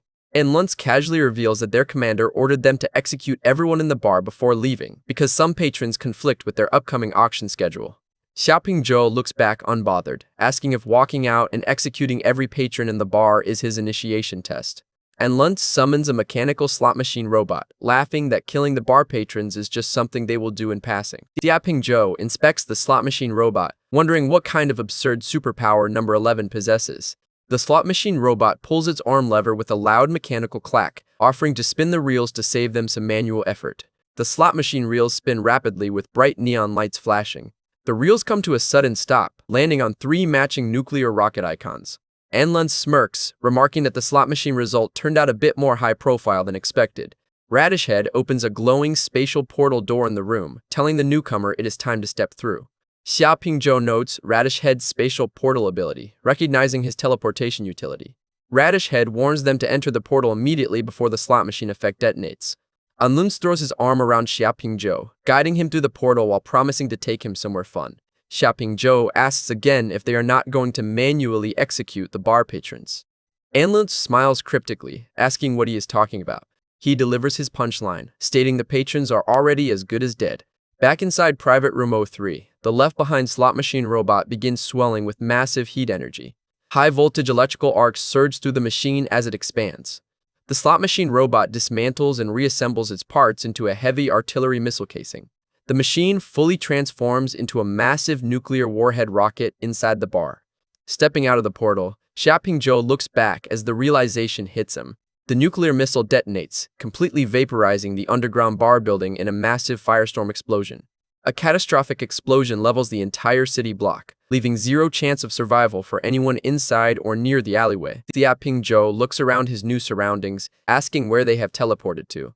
The group materializes inside an abandoned office building in Minato Ward, Tokyo. Luntz explains the history of the building, mentioning it was abandoned after multiple employees died from sudden overwork. Xiaopingzhou jokes about the overwhelming corporate slave energy in the air, asking why they brought him to this specific location. Luntz points toward a massive, grotesque purple work demon lurking in the hallway, stating, This is where his true initiation test begins. Xiaoping looks at the towering work demon, recognizing the threat, and Luntz lays down the test rules. The 3 brigade members will observe from behind while Xiaoping fights the demon solo. He holds up 2 fingers, explaining that if more than 2 members are unsatisfied with his performance, his application will be rejected. Luntz smiles sinisterly, adding that a failed test results in immediate execution on the spot. Xiaoping stands unbothered as the work demon raises its massive claws to attack. He glares back with a calm, confident expression, ready to unleash his summoning powers and prove he is the ultimate exorcist. Xiaoping steps into the arena, accepting the initiation challenge to join the White Crow Brigade. He unzips his hoodie, ready to test his summoning abilities in battle.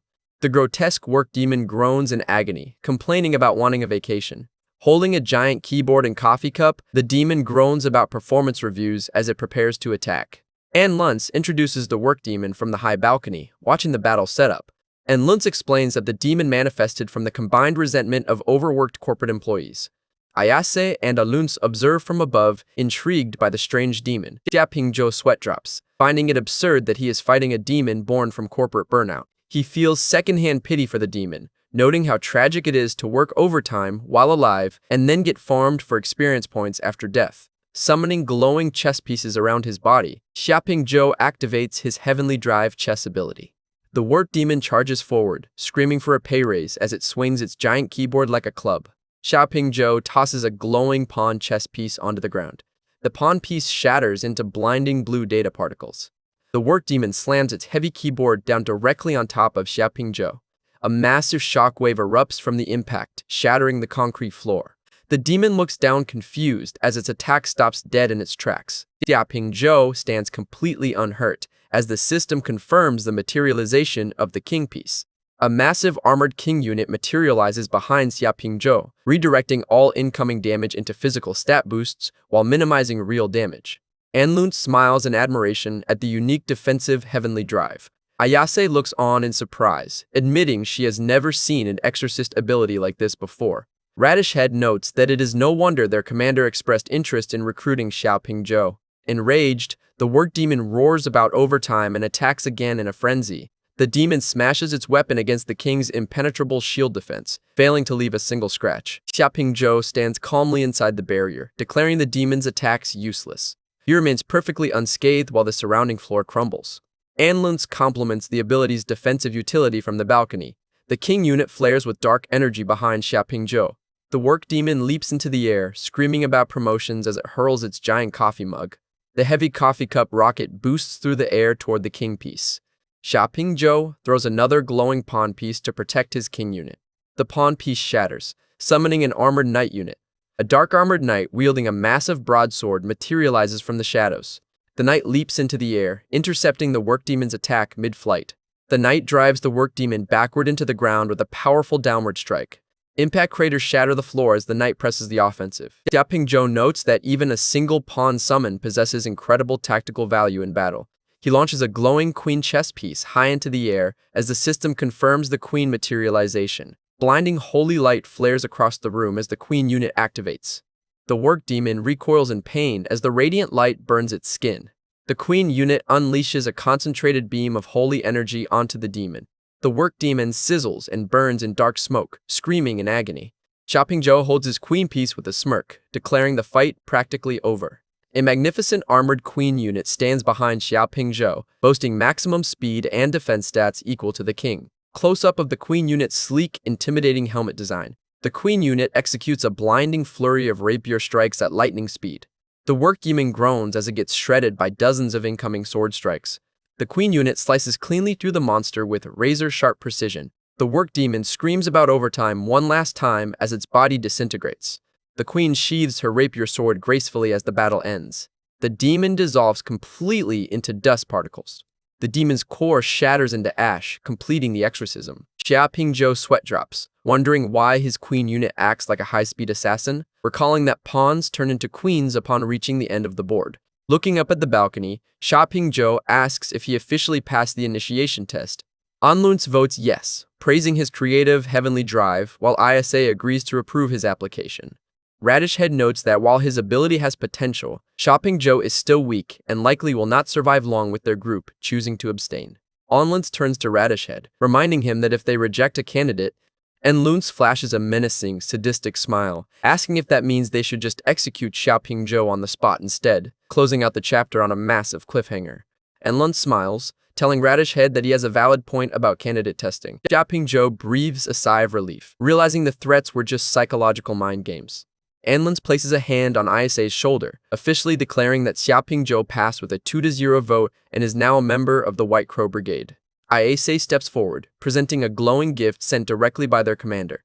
Xiaoping Zhou looks at her in surprise, asking what kind of gift it is. Ayase channels dark magic, summoning a shadowy black crow emblem into the air. The black crow perches on Xiaoping Zhou's arm as Ayase explains it is the brigade's official member brand. Ayase offers to place the emblem on any spot he chooses, showing off her own shoulder brand. The black crow lands on the back of Xiaoping Zhou's hand, imprinting its dark energy into his skin. The crow emblem sinks into his hand, glowing with a bright golden light to seal his official membership. And Lunz welcomes him as member number 12, warning him that other brigade members have much worse tempers than they do. Xiaoping Zhou inspects the glowing mark on his hand as system notification windows pop up. The system confirms main quest 1 is complete, granting him 1 skill point, 1 splitting point, and 1 attribute point, while unlocking the upcoming Tokyo Underground Auction robbery quest. Xiaoping Zhou analyzes the quest, confident he can easily coast through the auction raid alongside his overpowered villain squad. Anlunz checks his watch, suggesting they grab food first before temporarily disbanding until the rest of the brigade arrives in Tokyo. Ayase and Radish Head head toward a portal, with Radish Head mentioning he set a direct waypoint to a local ramen shop. Xiaoping Zhou and Anlunz follow behind the duo. The squad steps through the portal, leaving the abandoned building. Walking down the street, the system introduces Xiaoping Zhou's exclusive cultivation path, End of the Wild Hunt system.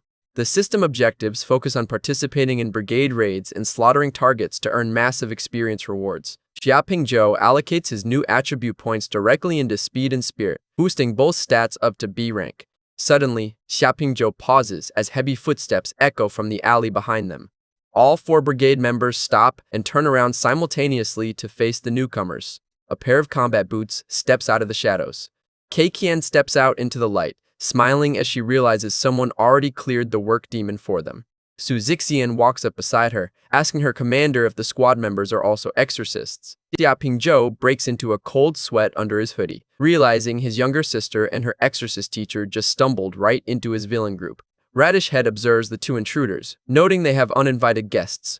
Ayase glares at them coldly, asking if they should execute them immediately. Anlunz smirks, agreeing that since the 2 exorcists saw their faces, they must be slaughtered on the spot. Xiaoping Zhou panics internally, recalling that his avatar met Keikian 2 years ago and that both hold elite SS rank heavenly drives. He recognizes Keikian as a famous rising star in China's Exorcist Association who would instantly recognize him. Xiaoping Zhou realizes if Su Zixian dies here, his main questline for Gu Wenyu will be permanently failed. He desperately calculates a plan to let Su Zixian escape without raising suspicion among his villain teammates. Xiaoping Zhou steps forward, interrupting the tension by claiming he is too hungry to fight right now. Ayase ignores him, unleashing pink flame seals as she prepares to execute the intruders. Ayase launches her paper seal projectiles at Keikian, telling everyone to hurry up so they can eat. Keikian flares with orange demon aura, casually blocking the incoming attack. Xiaoping Zhou feigns ignorance, asking his team about Keikian's identity to stall for time. Anlunz recognizes her retro monocle heavenly drive, revealing that their commander previously tried to recruit Keikian into the brigade. Xiaoping Zhou asks what happened, and Anlunz admits she rejected the commander's recruitment offer. A burning fire crest flashes as tensions escalate between the 2 factions. Ayase raises her glowing hands, asking if they're going to execute the exorcists or not. Radish Head stops her, pointing out that their commander ordered them to avoid drawing unnecessary attention before the auction starts. The brigade members turn around to leave, agreeing it is better to avoid an all-out war with 2 elite exorcists right now. Seeing his chance, Xiaoping Zhou raises his hand with a confident smirk, asking his squad if he can spar with Keikian solo, bringing the chapter to an epic cliffhanger. Anlunz steps in to stop the fight, telling Xiaoping Zhou that fighting fellow exorcists right here will cause a massive commotion and anger their commander. Xiaoping Zhou confirms that the brigade's main operation to hijack the Tokyo Underground Auction begins in 1 week. Anlunz notes that their commander usually gives them final tactical orders 5 minutes before the heist begins anyway, Xiaoping-zhou steps into the portal, relieved that he managed to prevent a fight and protect his sister. Anluntz warns Xiaoping-zhou as the portal seals that weakest members die fast in their ranks, hoping he lasts longer than the previous number 12. Inside the portal, Xiaoping-zhou wonders why Su Zixian and Ke Qian are in Tokyo, worrying that even as an undercover mole, saving his sister during the auction raid will be nearly impossible. The spatial portal vanishes into thin air behind them. Ke Qian looks at the empty alley, asking Su Zixian if she knows the background of those villains. Ke Qian lights a cigarette, revealing that the kimono girl Ayase is the eldest daughter of a famous Japanese family who joined the White Crow Brigade. Su Zixian panics, realizing every member of the brigade is an elite monster and that winning a direct fight without prep is hopeless. Su Zixian asks if they can quit their commission to protect the auction, terrified of getting caught in the middle of a villain raid. She looks anxiously at her commander for guidance. Ke Qian puffs cigarette smoke, refusing to back down and deciding to report the threat so the Japanese Association can request foreign backup. Su Zixian complains that Japanese heroes are weak, but Ke Qian notes they can call top-tier reinforcement from neighboring countries. Ke Qian smiles cryptically as she brings up a specific top-tier hero candidate. She drops the name of Li Jing's premier hero, Blue Arc. Tokyo Tower sits illuminated against the night sky. An external view shows a traditional ramen shop in Tokyo. Ayase hands Xiaoping-zhou a note containing contact numbers for the rest of the brigade members. Anluntz waves goodbye outside the ramen shop, temporarily disbanding the squad until the auction date. Xiaoping-zhou inspects the paper, planning to gather intel on Rainbow Wings through the brigade to use as trading capital with Guqiaye. He decides to find a local Tokyo hotel to set up a temporary base for his second avatar, a view of the quiet Tokyo hotel building at night. Inside his hotel room, Xiaoping-zhou opens his system interface tablet on the bed. The skill tree options for his summoning build load on screen. Xiaoping-zhou spends 1 skill point to learn recruit pawns from the swarm branch. The system confirms his pawn piece capacity increased to 2, giving his king unit even greater defense. He lies back on the bed, feeling much more secure with his upgraded summoning setup. He checks his quest log, noticing main quest 1 grants 3 skill points, 1 attribute point, and 1 splitting point, realizing the auction raid is going to be absurdly dangerous. He reviews side quest 2, locate Jack the Ripper, the evil exorcist who murdered Xiaoping-zhou's family. He reads through Jack the Ripper's profile, noting the killer always leaves a Latin hexagram mark reading Sodalitas Salvifica at his crime scenes. The hexagram mark of the Salvation Society displays on screen. Closing his eyes, Xiaoping-zhou decides to leave his second avatar resting in the hotel while he switches back to his primary body. He plans to use his primary avatar to investigate the Li Jing Orphanage Library for clues about his original body's lab location. Consciousness shifts back to Gu Wenyu in bed as main quest 3 completes. The system awards Gu Wenyu 1 splitting point, 1 skill point, and 1 attribute point for unmasking Su Zixian's secret profile. Gu Wenyu sits up in amazement, realizing using his second avatar in Tokyo accidentally cleared his primary avatar's main questline. He dumps his attribute point into speed and spends his skill point to unlock restraint suppression, allowing him to temporarily seal enemy abilities. He checks superpower theft, regretting he did not unlock this broken ability stealing branch earlier. He notes that creating a third character now requires 3 splitting points total. The system map unlocks event cards, displaying an exclamation mark event trigger over Li Jing City. Gu Wenyu smiles, realizing the game system is generating side quests in the real world. Looking closely at the map, his eyes widen as he pinpoints the exact location of the event trigger. The event card is located directly inside the Li Jing Orphanage Library. Gu Wenyu recalls the perpetually locked basement staircase beneath the orphanage library. He remembers getting caught by the director when he tried to push open the iron basement door as a kid, getting punished with 3 days of confinement. Gu Wenyu clutches his face as a mind-blowing realization hits him. He realizes his original body's lab facility was hidden directly beneath the Li Jing Orphanage basement this whole time. Wenyu sits on his bed as Guqiaye knocks and enters the room. Guqiaye asks if Wenyu wants to travel with him to Tokyo in a week, mentioning Su Zixian already went ahead without telling them. Wenyu agrees instantly, asking his brother to book a flight ticket for him as well. Wenyu suggests asking their father if he wants to join their family trip to Japan too. Guqiaye checks his phone, confirming their father replied, saying he is traveling to Japan as well. Guqiaye smiles, agreeing to book tickets for the entire family. Guqiaye leaves the room, reflecting that traveling to Tokyo fits his Hero Association assignment to guard the upcoming underground auction. Wenyu looks at his phone, realizing that with his father and brother traveling to Tokyo, both heavyweights will collide directly with his villain brigade's auction heist. He panics internally, Worried Guchie will accidentally kill his second avatar, Xiaoping Zhou, during the auction raid. He decides to focus on exploring the orphanage library, first to locate his original body's subterranean lab. Torrential rain begins pouring over the city skyline. Rain hammers the urban rooftops as night falls. Wenyu transforms into Black Pupa, leaping across rain-slicked rooftops toward the orphanage. He navigates the storm at high speed, wondering why the weather turned so sudden and chaotic. Arriving at the Lijiang Orphanage Library, a bad premonition washes over him. The system triggers an event card prompt over the library building. Explore the secret of the library. Wenyu steps into the dark, silent library corridor. He walks past dusty bookshelves, heading straight for the basement entrance. Wenyu arrives outside the locked basement door, confirming this is the event location. He opens the heavy wooden door using his shadowy straps. He descends the concrete staircase into the pitch-black basement. Heavy iron chains and padlocks bind the inner basement door. Wenyu uses his shadow tendrils to violently shatter the chains and padlocks with a loud crunch. The heavy iron door swings open, revealing a dark corridor ahead. Wenyu peers into the cell room at the end of the hallway. His eyes widen in shock as he recognizes the captive sitting inside. A young girl chained to the wall is revealed as Shu Kaiyin, completing the event card quest, Bird in a Cage. A flashback recalls young Wenyu and Shu Qian reading books together on the playground when they were kids. He remembers how she mysteriously vanished 3 years ago, leading the police to close her missing person case after finding 0 leads. Wenyu looks at her chained limbs in horror, realizing she was locked in this basement all along instead of getting kidnapped. Inspecting the surveillance camera set up in the cell, Wenyu realizes only one person had total access to this room. His face twists in rage as he identifies the culprit holding the basement keys. He points the blame directly at the orphanage director. Rain pours outside the director's office window late at night. Inside his office, the corrupt director sits comfortably at his desk working on a laptop. The director sips his coffee, completely unaware of the intruder. Lightning flashes outside as Wenyu's dark, shadowy silhouette materializes directly behind the director's chair. The coffee mug shatters on the floor as shadow straps wrap tightly around the director's neck. Wenyu lifts the director off his chair, choking him against the wall. Wenyu demands to know who abducted Jiminju and Kong Yuling a month ago, but the director stammers that he does not know. Wenyu activates Restraint Strap Truth, forcing the director to speak the absolute truth. Under the truth spell, the director confesses that the abductors wore heavy coats concealing their identities. The director recalls seeing a specific emblem pattern printed on their uniforms beneath their coats. Wenyu demands he draw the exact symbol immediately. Handing him a pen wrapped in shadow tendrils, Wenyu orders him to sketch it out. The director draws a distinct hexagram emblem with an eye symbol in the center.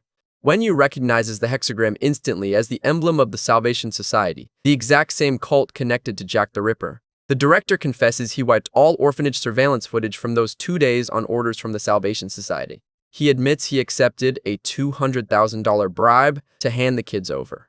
Wenyu glares at him with pure wrath, disgusted that the director sold out innocent orphans for a payout. Slamming the director's head onto the desk, Wenyu demands an explanation for chaining Shukin in the basement for 3 years. The corrupt director cries out in pain, begging for forgiveness without offering a single excuse. Wenyu looks down at him with a cold, heartless expression. Shadow straps snap the director's neck with a violent crunch, executing him on the spot. Wenyu stands over the director's corpse with a chilling, ruthless smile, preparing his next move.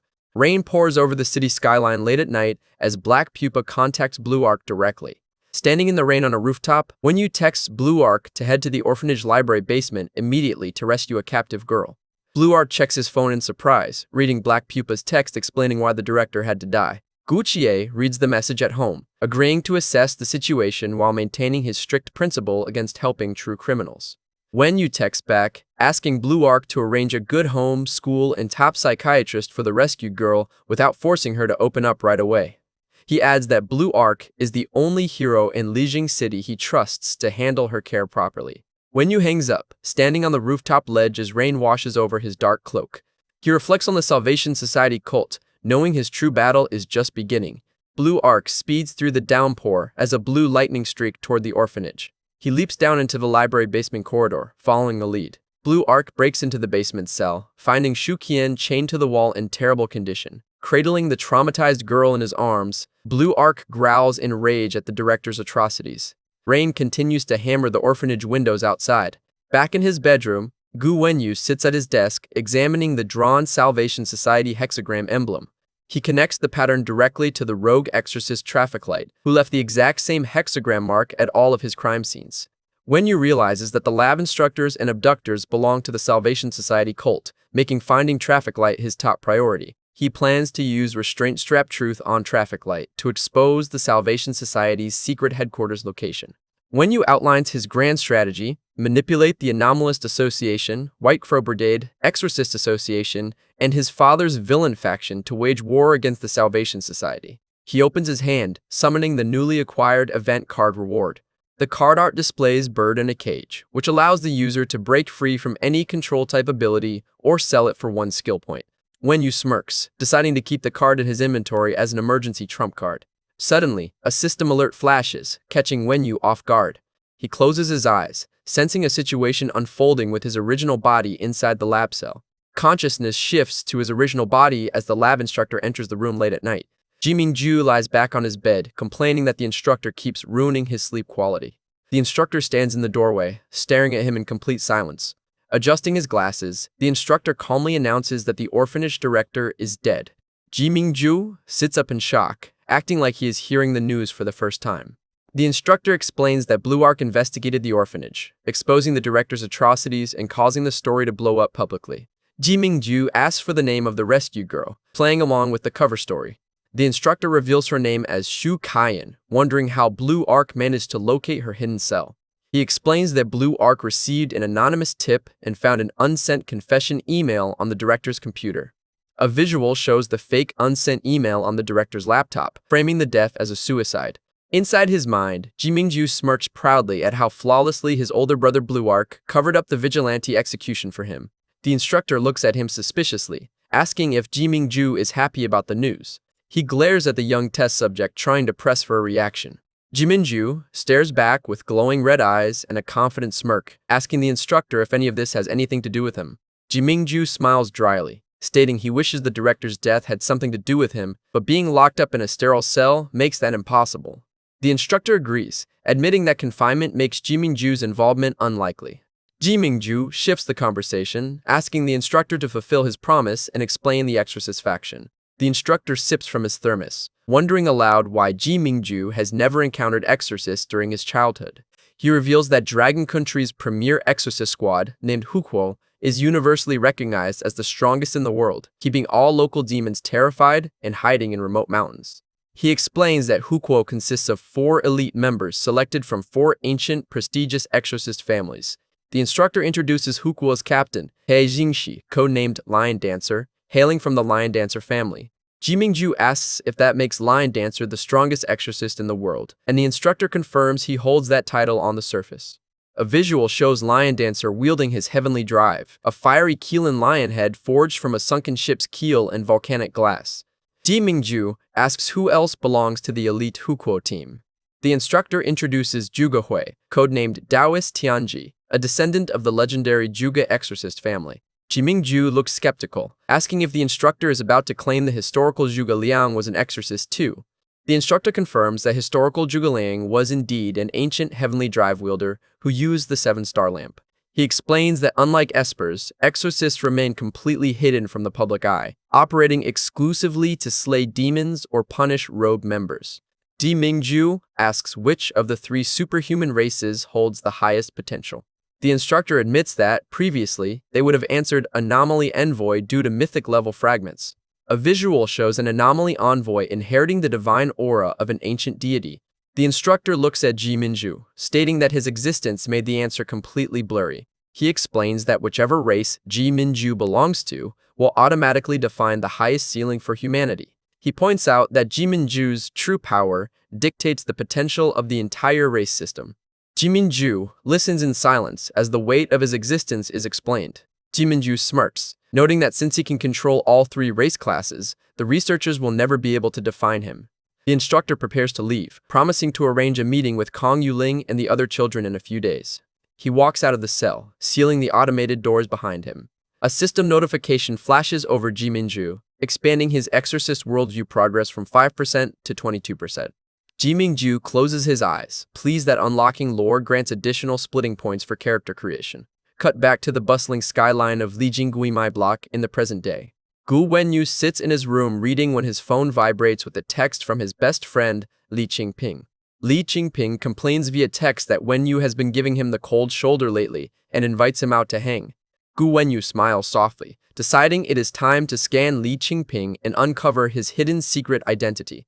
The two meet up outside Lijing Cinema City. Li Qingping holds a tub of popcorn, teasing Wenyu for playing dead and asking if he secretly found a girlfriend. A giant digital billboard above the cinema displays breaking news about the vigilante Black Pupa. Li Qingping points at the news, praising Black Pupa's badass outfit, while Wenyu jokes that his sister called the vigilante a giant flapping moth. Li Qingping defends Black Pupa, gushing over how he twisted 5 terrorists' heads off while reading a book. Gu Wenyu casually bumps Li Qingping's shoulder, stealthily triggering restraint detection to scan his stats. The system stat scan completes, revealing Li Qingping is an epoch-level anomaly envoy with straight A-rank attributes as a giant dragon shadow looms behind him. Gu Wenyu stares in utter shock, amazed that his best friend possesses near-mythic stats and an epic-level anomaly fragment. Wenyu stammers, completely speechless at the reveal. Li Qingping eats his popcorn, casually pointing out that Black Pupa's outfit looks identical to the superhero suit they designed together in middle school, bringing the chapter to an epic cliffhanger. Li Qingping points up at the theater screen, calling out Wenyu for playing dumb, reminding him that back in middle school, they literally designed Black Pupa's suit together. Wenyu sips his drink with a deadpan expression, acting like he totally forgot about their childhood suit designs. Bro is lying through his teeth right now. Qingping sighs as he looks up at the ceiling, wistfully wishing that he possessed Esper genes too. Wenyu gives him a sly smirk, teasing Qingping that if he ever finds out he awakened powers, he will create alternate accounts just to mess with him. Qingping chuckles while clutching his popcorn, telling Wenyu that the movie is about to start so they should head inside. As Qingping walks ahead, Wenyu's eyes flash red while dark aura swirls around his shoulder. It is time to put his new tracking skills to work. After the movie finishes, Qingping stretches his arms at the exit, remarking that the film was actually pretty good. Qingping waves goodbye over his shoulder, telling Wenyu to head straight home early and not miss him too much, while Wenyu dryly tells him to get lost. Wenyu watches quietly as his best friend struts down the empty street alone. With a cold smirk, Wenyu decides to tail him from the shadows to see what dangerous secrets Qingping is keeping. Cut to a secluded coastal lighthouse late at night where ocean waves crash violently against the rocky shore. Wenyu leaps onto the roof of the lighthouse using his shadow tendrils, keeping a close watch on the beach below. Perched on the concrete ledge, Wenyu looks down at the shore to see what Qingping is planning. Qingping walks calmly along the dark shoreline with his hands in his pockets, completely unaware he is being followed. Suddenly, the ocean erupts in a colossal wave as a reddish-brown sea beast breaks through the water. Wenyu stares down in absolute shock, his red eye widening at the massive ocean creature. The giant leviathan surges high into the night sky, radiating massive waves of spatial distortion across the coastline. Blinding cosmic energy explodes around the whale's jaw as a dimensional portal opens up over the beach. Qingping stands on the shore completely unbothered as glowing blue data streams coalesce around his body. A floating platform materializes in front of Qingping, carrying an old, robed gatekeeper. The elderly gatekeeper steps forward in glowing white robes, descending toward the sand. The old man looks down at Qingping, asking if he is indeed the royal court team member codenamed Red Dragon. Qingping stands with his hands in his pockets as the old man introduces himself as Nabis, the gatekeeper in charge of the miniature garden inside the whale. Nabis chats with him, mentioning rumors that Qingping grew tired of the anomaly envoy world and went into hiding. Holding up a glowing magic pass, Nabis reveals that the second prince personally requested Qingping to escort him to the upcoming Tokyo Underground auction.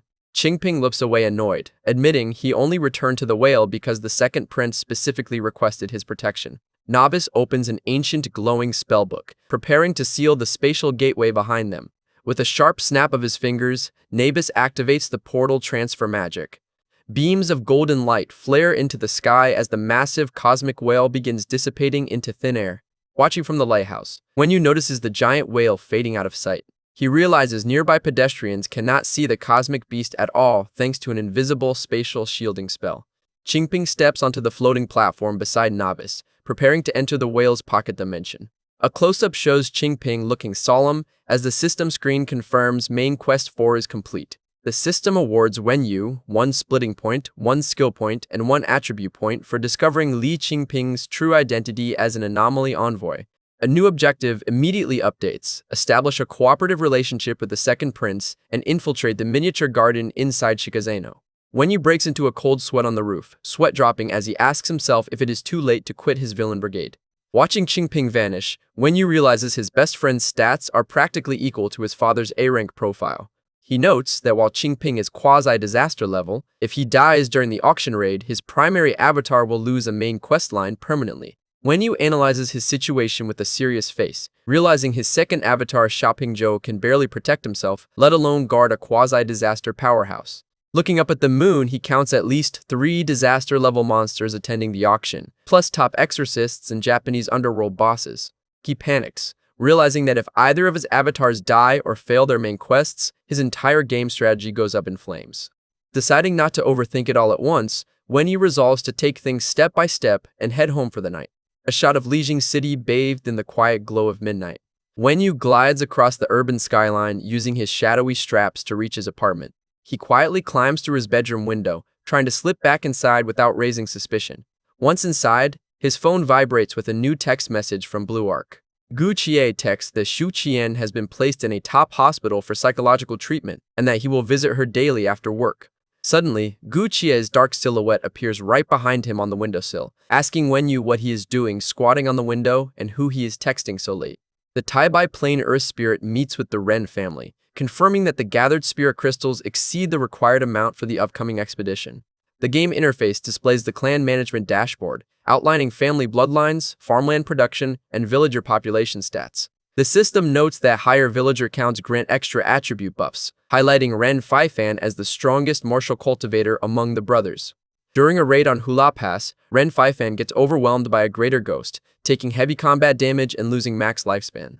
His character card updates to severely injured status, reducing his combat power and cutting his maximum lifespan down to 22 years. Ren Wuxing discusses clan strategy with his brother, deciding to focus on long-term cultivation and family growth despite their recent battlefield losses. The Earth Spirit reassures the brothers, explaining that minor casualties will not destroy the family foundation as long as they maintain their spirit crystal supply. The game menu opens the Spiritual Communion tab with the Earth Spirit, prompting the brothers to decide who will perform the ritual first. Ren Wuxing enters the spiritual realm with the Earth Spirit, praying that the ritual yields a powerful heir to inherit the family legacy. The player clutches his controller in anticipation, leaning toward the glowing TV screen as the cutscene reaches its climax. A blinding flash of white light erupts from the screen, forcing the player to cover his eyes from the sudden glare. The screen fades back into the game room, leaving the player groaning that he got flashbang blinded for literally zero visual reward.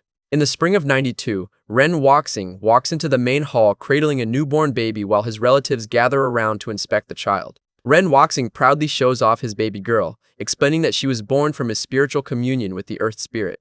He lifts the baby high above his head, officially naming her Ren Xiaobai, while the player ridicules his terrible naming sense. The game genealogy tree updates with the new family member, setting the main objective to protect the direct bloodline until the year 266 AD. The player navigates the seasonal strategy timeline for 194 AD, testing out the newly unlocked Scout command on the world map. Scouting the lake area triggers a hidden encounter, revealing a stunning new water spirit named Lake Sprite Lingbo. The card art displays Lake Sprite Lingbo manipulating water currents, offering powerful elemental buffs for future expeditions. The world map updates with threat levels across Hulao Pass and Dong Commandery, showing how scouting points reveal hidden demon encounters. Checking the Spiritual Communion menu, the player gasps at the insane cost of 1,000 spirit crystals required to bond with Lingbo. The player reviews an infographic breaking down the 6 core gameplay attributes: attack, defense, scout, movement, healing, and management. The guide details how movement governs world map travel distance, while healing reduces villager casualty rates during random events. Leaning back on his couch with a smile, the player admits that the game's depth and management mechanics are surprisingly impressive. A dark cinematic shot depicts a burning ancient fortress city, marking historically famous battlefields steeped in heavy casualties. The expedition prompt loads for Shu Province, setting the stage in the land of Cao Cao's notorious military campaign. After clearing a 500-man corpse demon horde, the squad loots silver and spirit crystals, while Ren Faifan stares at the dead in confusion. Ren Faifan looks over the scorched battlefield, unsettled by the fact that these slaughtered monsters were ordinary villagers when alive. Ren Wuxing stands beside him among the lingering dark spirits, explaining the cruel reality of war and vengeful demonization. A flashback illustrates innocent civilians getting slaughtered during Cao Cao's invasion, driving Faifan to question why ordinary people suffered such tragedy. Ren Waxing explains that military massacres were used to strike terror into enemy hearts, though the explanation fails to ease Phi Fan's growing disgust. Ren Phi Fan stands in silence with his spear, deeply conflicted over the senseless cruelty he witnessed. By winter of 1903, Ren Changxing reports to the hall that third brother Phi Fan has mysteriously vanished from the estate without leaving a word. A system notification confirms Ren Phi Fan has officially left the party, leaving the player annoyed at losing his primary melee unit. In the late spring of 1904, panic breaks out as someone bursts into the courtyard yelling for the older brothers. Ren Phi Fan staggers through the doorway, bloodied and heavily wounded from his journey. Looking utterly exhausted with bloodstains across his clothes, Phi Fan weakly announces his return to the family. He reveals the shocking truth. He left the estate alone to assassinate Cao Cao in secret, but ultimately failed the attempt. Phi Fan clutches his chest in pain, explaining that his body was completely broken during his escape from Cao Cao's camp. Ren Changxing cradles his dying brother, tearfully asking why he threw his life away over a grudge against Cao Cao. Phi Fan closes his eyes in sorrow, haunted by visions of the innocent ghosts turning into monsters in Shu Province. The player watches the tragic cutscene unfold in shock, quickly opening the management menu to find a way to save him.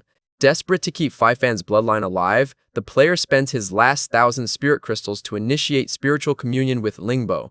In the late summer of 94, the dying Ren Phi Fan holds his newborn baby girl one final time. Coughing up blood on the floor, Phi Fan begs his brothers to take care of the child and find a good husband for Xiao Kui before he passes. Phi Fan embraces his crying brothers tightly, promising that their shared bond will never be forgotten. The system card confirms Ren Phi Fan's death at age 18, leaving the player screaming in frustration over losing his favorite character. A prompt appears confirming the story campaign has been interrupted by Phi Fan's death, offering the player a chance to restart from his dying fantasy.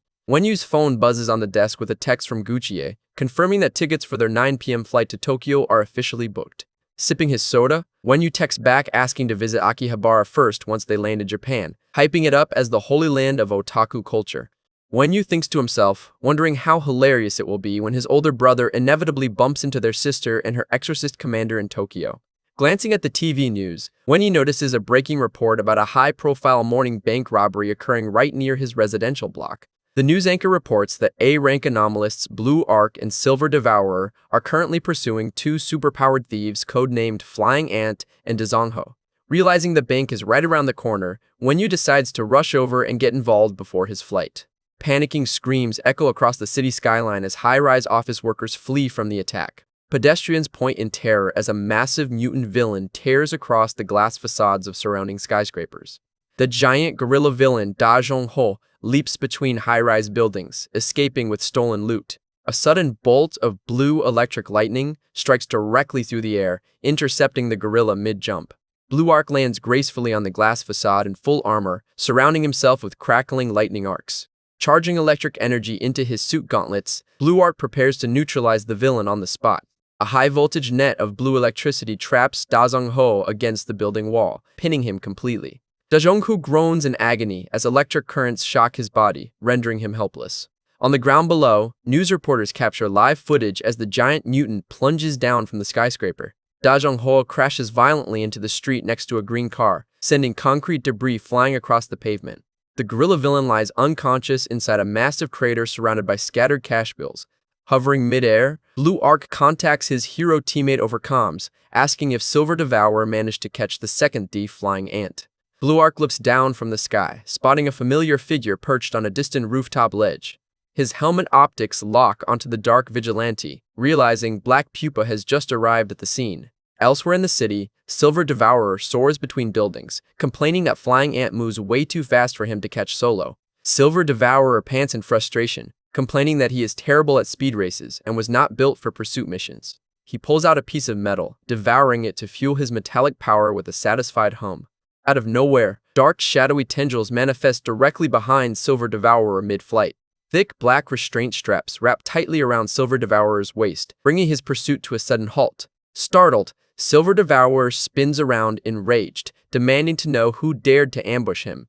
Black Pupa floats midair wrapped in shadow straps, holding up a metal object and teasingly greeting the hero. Black Pupa tosses a metallic block to Silver Devourer, calling it a gift to keep his metal-eating appetite busy. Silver Devourer rages in fury as Black Pupa zips away into the skyline, screaming at the vigilante to get back here. Cut to the 5th urban district, where high-altitude clouds drift over the city skyline. Flying Ant soars gracefully through the air, sighing in relief after believing she finally shook off her pursuers. Hovering between skyscrapers, Flying Ant wonders if her gorilla partner Da Ho managed to escape the heroes. A sudden swirl of dark purple shadow flame flares directly behind her head, catching her completely off guard. Pitch-black restraint straps violently coil around Flying Ant's limbs mid-flight, pinning her wings instantly. Flying Ant gets slammed onto a high rooftop ledge, held immobile by shadowy tendrils. Black Pupa lands smoothly in front of her, remarking that tracking down Ms. Flying Ant was no easy task. Flying Ant smirks back, taunting Black Pupa that simple shadow straps are not enough to contain her shrinking power. Black Pupa dramatically poses, launching into a hilarious speech about being a staunch supporter of contemporary women. Flying Ant panics internally, wondering what kind of absolute lunatic she is dealing with. Her eyes widen in utter terror as she realizes her shrinking ability has been completely disabled. A system dashboard flashes as Wenyu activates superpower theft, temporarily stealing Flying Ant's shrinking ability for 24 hours. Blue Arc arrives on the rooftop scene with crackling electric trails, landing right beside the bound villain. Flying Ant screams frantically to Blue Arc, begging the hero to save her from this masked freak. Blue Arc stands frozen in confusion, amazed that Black Pupa actually captured the wanted villain for him. Wenyu sends a direct text to Blue Arc's phone, telling him to treat this captured villain as a payoff for covering up the orphanage incident. His message explains that securing both bank robbers will boost Blue Arc's UN evaluation score and fast-track his promotion into Rainbow Wings. Flying Ant roars in rage as Black Pupa zips away into the sky, leaving Blue Arc standing stunned on the rooftop. Wenyu watches from the rooftop as Silver Devourer arrives to clean up the scene, satisfied that his vigilante trap worked smoothly. Wenyu levitates mid-air wrapped in dark shadow tendrils as the system screen initializes his quest completion rewards. The system confirms main quest. 1 stage 3 is complete, awarding him 1 splitting point, 1 skill point, and 1 attribute point for deepening Blue Arc's trust. The quest dashboard instantly updates to the next phase. Help the hero Blue Arc survive the upcoming Tokyo Underground auction. Wenyu smirks behind his mask, realizing that protecting his older brother at the auction might put his new exorcist clone, Xiaoping Zhou, directly in the crossfire. Cut to the residential compound at dusk, where Wenyu initiates a direct chat with Blue Arc under his vigilante alias, Black Pupa. Wenyu texts Blue Arc asking if he knows about the White Crow Brigade, casually admitting that he happens to be a member himself. Guchie checks his phone at home, completely stunned by Black Pupa's claim of belonging to the villain brigade.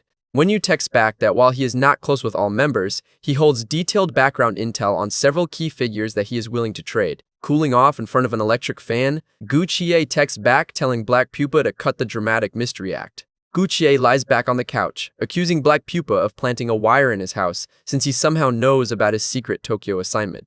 Wenyu texts back, assuring him there is no need to panic, dropping the news that he will also be traveling to Japan shortly. Guchie asks why Black Pupa is heading to Japan too, prompting Wenyu to joke that his entire family and friend circle is migrating to Tokyo anyway. Wenyu chuckles to himself, cracking a dark joke that he would become an orphan if he stayed behind, though technically he was an orphan to begin with. Later that night, at Lijiang International Airport, a commercial airliner takes off over Terminal 3. Travelers hustle across the lit tarmac as flight departures get underway. Wenyu's father Gu Zhuo-an struts through the airport terminal in shades alongside an elderly associate dragging luggage. Sipping a drink, Wenyu watches them from behind, sarcastically remarking that 2 disaster-level powerhouses should not complain about lugging extra suitcases. Gu Zhuan adjusts his sunglasses, his expression turning cold as his eyes lock onto a specific traveler in the crowd. Spotting an elite agent in the distance, Gu Zhuan recognizes him instantly as Fan Dongqing from Rainbow Wings. Gu Zhuan realizes Rainbow Wings dispatched an agent to Lijiang in direct response to his own public criminal provocations as Ghost Clock. Gu Zhuan's eye flares with intense rage. Realizing this, Rainbow Wings' agent might hold the key to identifying his wife's killer. Gu Zhuan glares sideways, questioning why top UN agents are appearing at the airport right at this specific moment.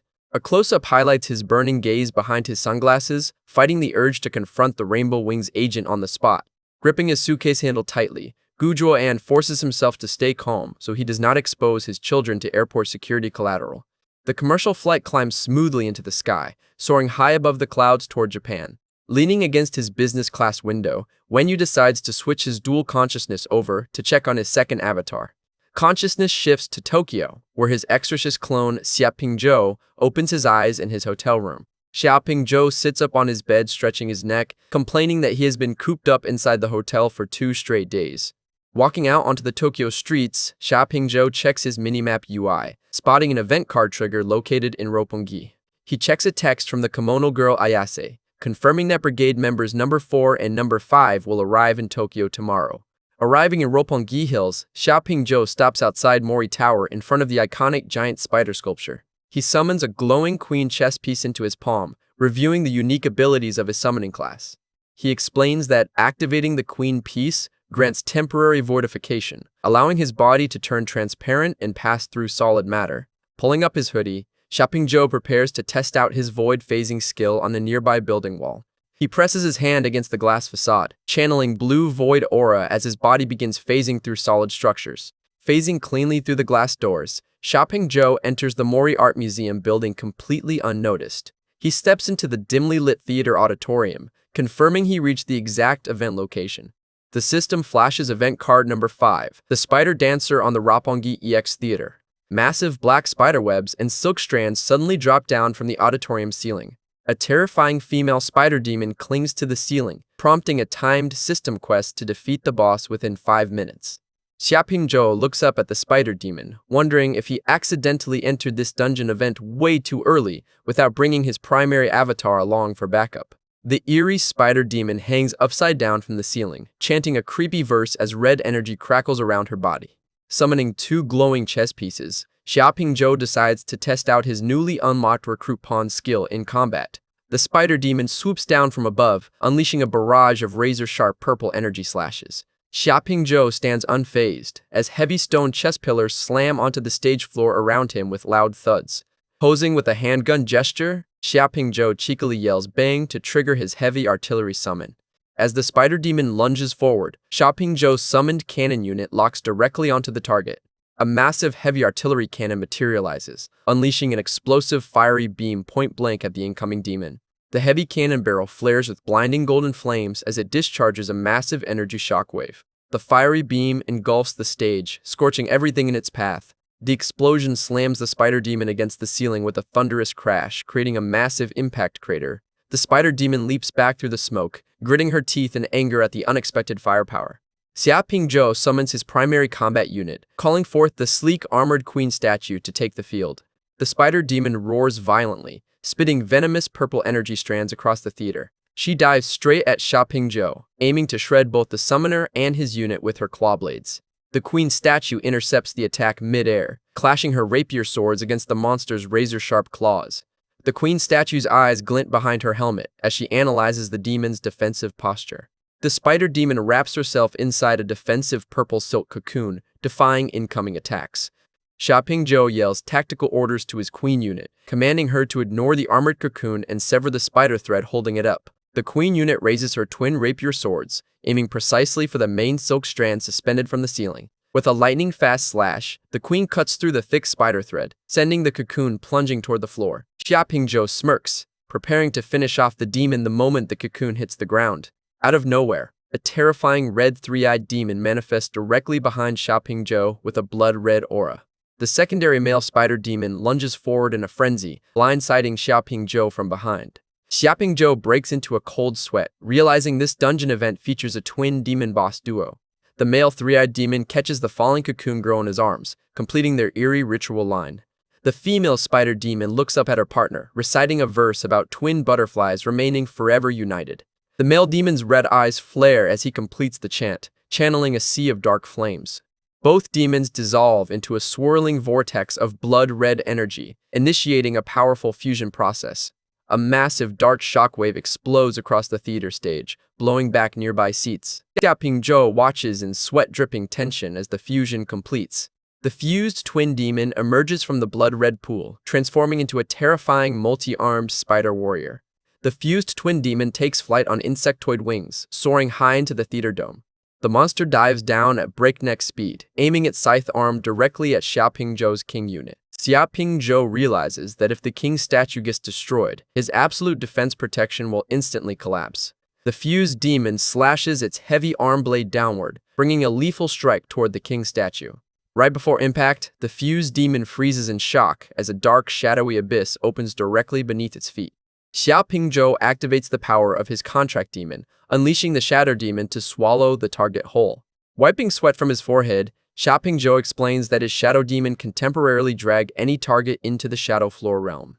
Colossal shadowy hands burst out from the floor, grabbing the fused demon in an inescapable death grip. The fused demon struggles violently as the dark hands pull it downward. The shadow demon drags the monster straight into the void realm beneath the stage floor. High above, the queen statue opens her glowing eyes, positioning herself for the final strike.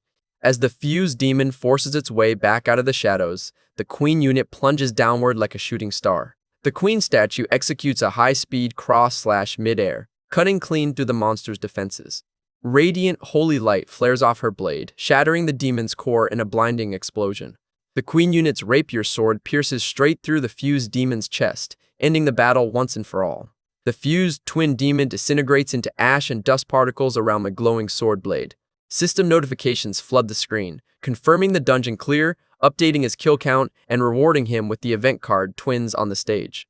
Xiao Pingzhou inspects his stat gains, realizing his exorcist avatar needs to farm mob monsters regularly to speed up his cultivation progress.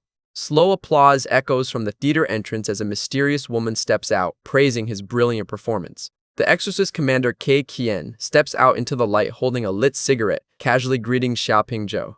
Kei Qian stands among the theater seats holding her lit cigarette, offering to chat privately with Xiao Pingzhou. Xiao Pingzhou stands tall beside his floating queen statue, evaluating her intentions with a guarded expression.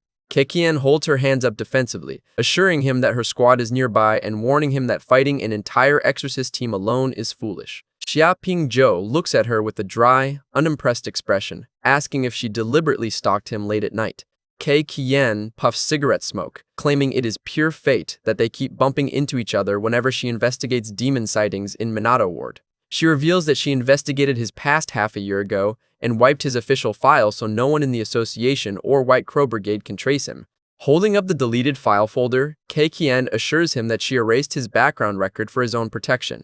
Noticing the crow tattoo on his hand, Xiao Pingzhou suspects her crow summons might have an eavesdropping function, so he dryly claims she has the wrong person. Kei Qian steps closer on the theater stairs, begging him to leave the brigade and promising that the Exorcist Association will protect him from retaliation. Xiao Pingzhou turns his head away, coldly repeating that she has the wrong guy. He begins walking away down the aisle, flatly refusing her offer, while Kei Qian holds out her business card. Xiao Pingzhou flashes a dark silhouette with glowing white eyes, menacingly warning her not to provoke the White Crow Brigade members waiting nearby. Kei Qian looks at him with deep sympathy, begging him not to throw his life away on vengeance since the dead cannot be brought back. Xiao Pingzhou looks over his shoulder, asking how she knows he is going astray instead of willingly choosing this villain path. Holding up his hand stamped with the number 12 brigade mark, he asks why she is so convinced he is a good person just from meeting him once 2 years ago. Kei Qian looks on in shock as he challenges her naive view of him. Out of nowhere, the queen statue floats right behind Kei Qian, holding a crackling blue soul flame inches from her neck. The queen's armored gauntlet cradles the soul flame, demonstrating how easily Xiao Pingzhou could have executed her. Kei Qian takes a slow puff from her cigarette in complete silence, processing the reality of his power. Adjusting her hat, she softly mutters that she understands his resolve. Overlooking the illuminated Tokyo Tower at night, Wenyu reflects that controlling 2 avatars simultaneously is surprisingly manageable. Switching back to his primary body in Tokyo, Wenyu notes that the White Crow Brigade's auction robbery operation begins in exactly 1 week. Wenyu worries that almost every heavyweight attending the auction is connected to his primary identity, meaning Xiao Pingzhou could easily get wiped out. Walking behind his father and brother down the street, Wenyu realizes he needs to build up Xiao Pingzhou's combat reputation so he does not look useless to the brigade. He calculates that his best strategy is finding an opponent at the auction that Xiao Pingzhou can actually overpower. Wenyu's sweat drops as he reviews the guest list, realizing every single attendant is an absolute monster except for his younger sister Su Zixian. A close-up shows Wenyu's red eye flashing with malicious intent as a brilliant idea pops into his head. Wenyu claps his hands together with a devilish smile, resolving to spend the entire auction focusing solely on beating up his runaway little sister. Elsewhere in Tokyo, Su Zixian suddenly lets out a loud sneeze mid-walk. Walking beside Kei Qian, Su Zixian rubs her nose, complaining that someone must be secretly talking bad about her behind her back. Su Zixian glances over her shoulder at the pedestrians behind them, noticing 3 familiar figures approaching. Guqiye, Wenyu, and their father Gu Juoan walk down the pavement together in full view. Su Zixian grabs her head in total panic, terrified that her entire family caught up to her in Japan. Wenyu checks a frantic text from Su Zixian on his phone, casually reminding her that Big Bro promised to bring the family to Tokyo. Su Zixian begs him over text to lure their dad and big brother away, but Wenyu hits her back with a cold cat meme stating he does not care. Clicking his tongue, Wenyu decides to play along anyway, addressing his older brother with a casual excuse. Wenyu tells Guqiai and their dad to head back to the hotel first, claiming he is going to grab a quick bite to eat nearby. Guqiai agrees, warning Wenyu to return straight to the hotel early after eating and not wander off alone. A view of a traditional Japanese restaurant exterior, bathed in warm evening lights. Inside the restaurant, Wenyu sits at a table with Kekien and Su Zixian over a plate of fresh sashimi. Wenyu checks the news on his phone, reading a report about Blue Ark arresting the international thieves Dazong Ho and Flying Ant. Su Zixian looks at the news report, complaining that the broadcast displays a picture of Black Pupa even though it credits Blue Ark. Kekien glances sideways thoughtfully, repeating the vigilante name Black Pupa to herself. Resting her chin on her hands, Kekien smiles at Wenyu, expressing that she would love to meet this mysterious Black Pupa in person.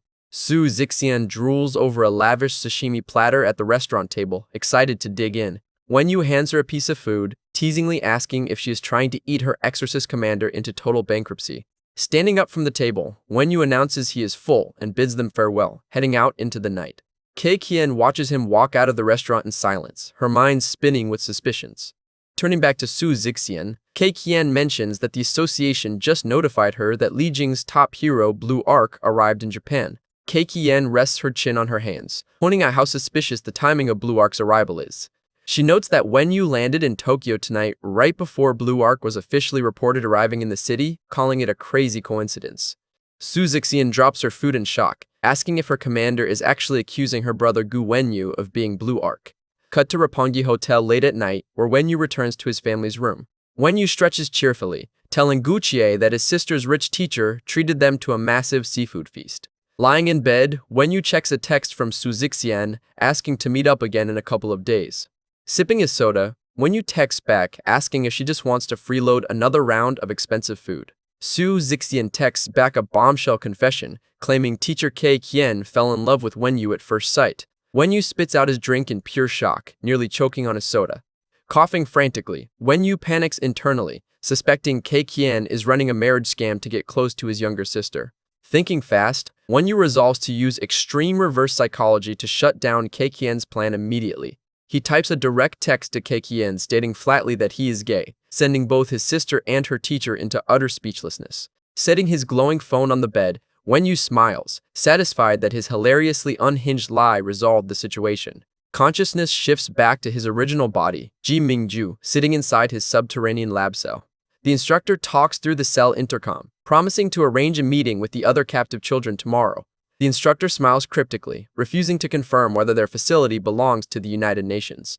Ji Minju tugs at his shock collar, asking why his file lists him as Restricted Level Esper 1002 and how many others exist. The instructor reveals that only 2 restricted level espers exist in recorded history, with the first appearing over a century ago. Ji Mingju smirks with glowing red eyes, revealing he already uncovered that the lab belongs to the secret organization Dianxihui. Holding up a finger, the instructor introduces the first child test subject, Filuo, who possesses a rare half-demon, half-human physique.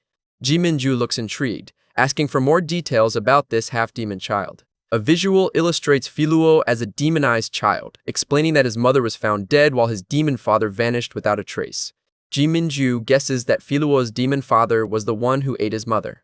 The instructor's glasses glint with a dark, sinister grin as he prepares to deliver the horrifying truth. Ji Minju's eyes widen in utter shock as the instructor reveals that Filuo himself devoured his own mother.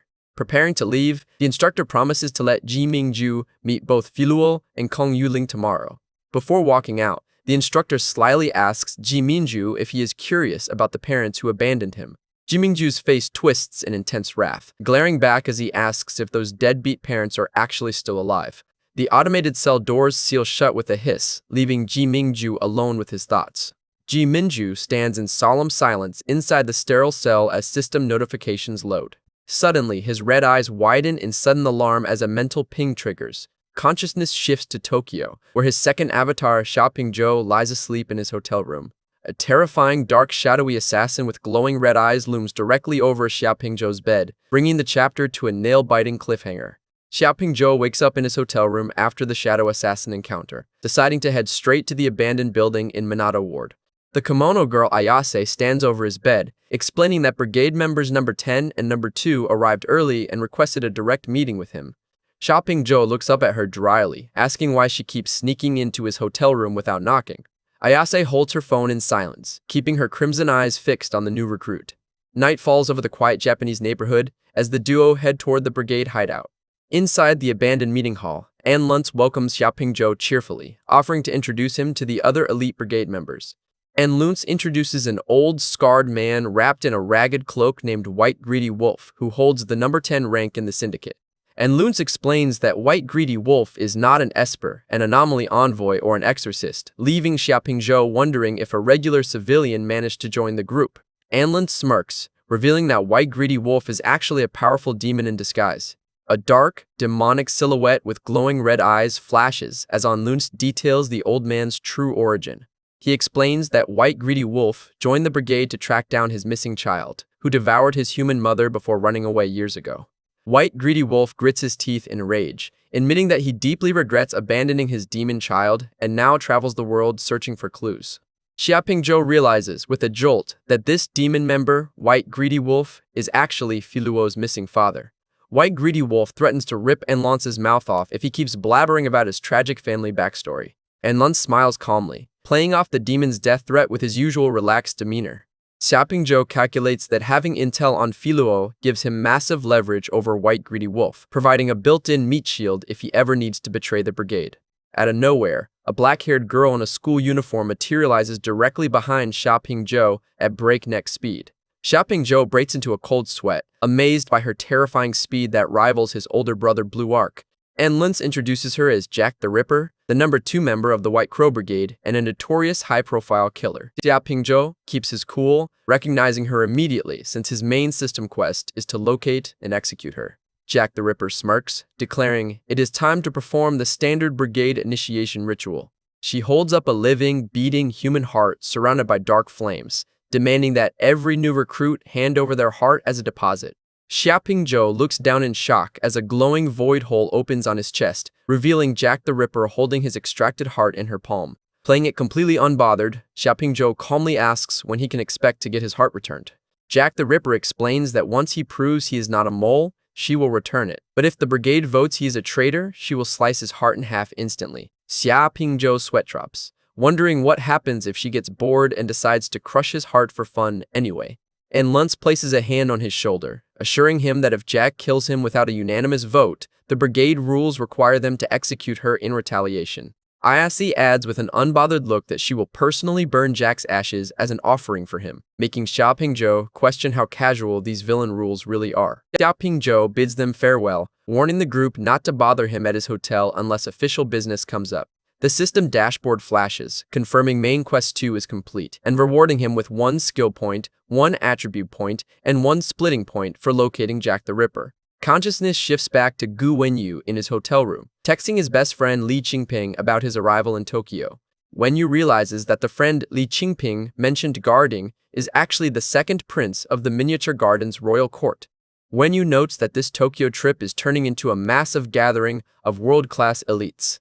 Looking out over the illuminated Tokyo skyline, Wenyu decides it is time to check in on his runaway younger sister first. Elsewhere in the city, Su Zixian and Kei Qian sit on a park bench as Su Zixian checks her phone in frustration. Su Zixian roars in anger, revealing that her brother Gu Wenyu straight up blacklisted her phone number after his text claiming he is gay. Kei Qian takes a puff of cigarette smoke, offering to use her association clearance to trace Wenyu's location so they can confront him in person. Su Zixian pouts, deciding it is not worth the effort since whether Wenyu is Blue Arc or not will not change their upcoming auction operation. Suddenly, Black Pupa drops down upside down from the trees in his dark cloak, cheekily addressing the duo and asking if someone wanted to form a partnership.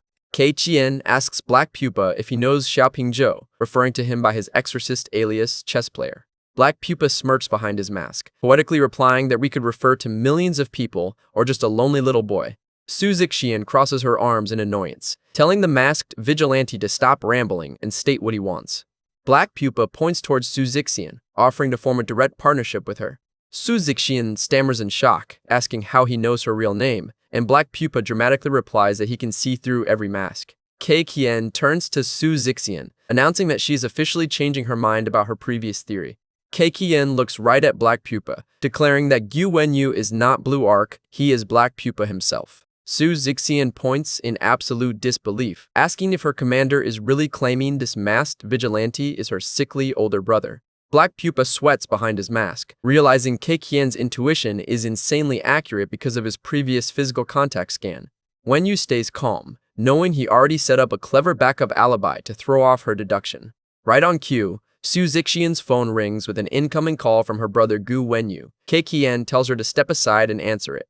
Su Zixian walks off to answer the call, warning Black Pupa not to try anything funny while she is away.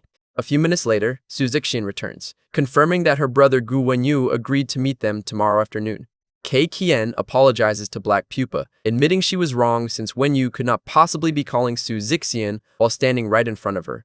Inside his mind, Wenyu smirks behind his mask, revealing he pre-recorded voice messages on Wenyu's phone and triggered them remotely using Xiaoping Zhou. Black Pupa lays down his terms, offering White Crow Brigade intel in exchange for information on the rogue exorcist traffic light.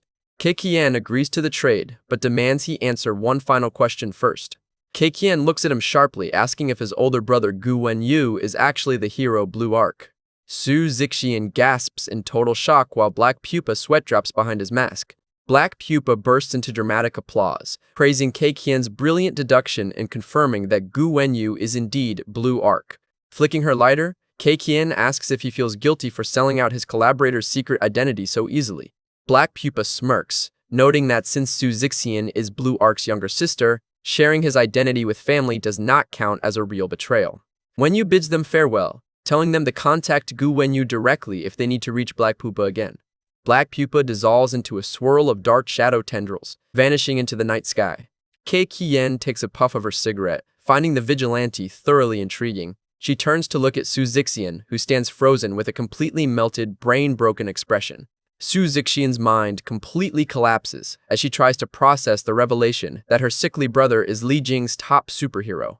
System notifications flood the screen, confirming Main Quest 3 Phase 1 is complete and updating his objective to protect Su Zixian during the auction heist. Back in his hotel room, Wenyu spends a skill point to learn Restraint Strap Trap, allowing him to place hidden sensory traps on the ground.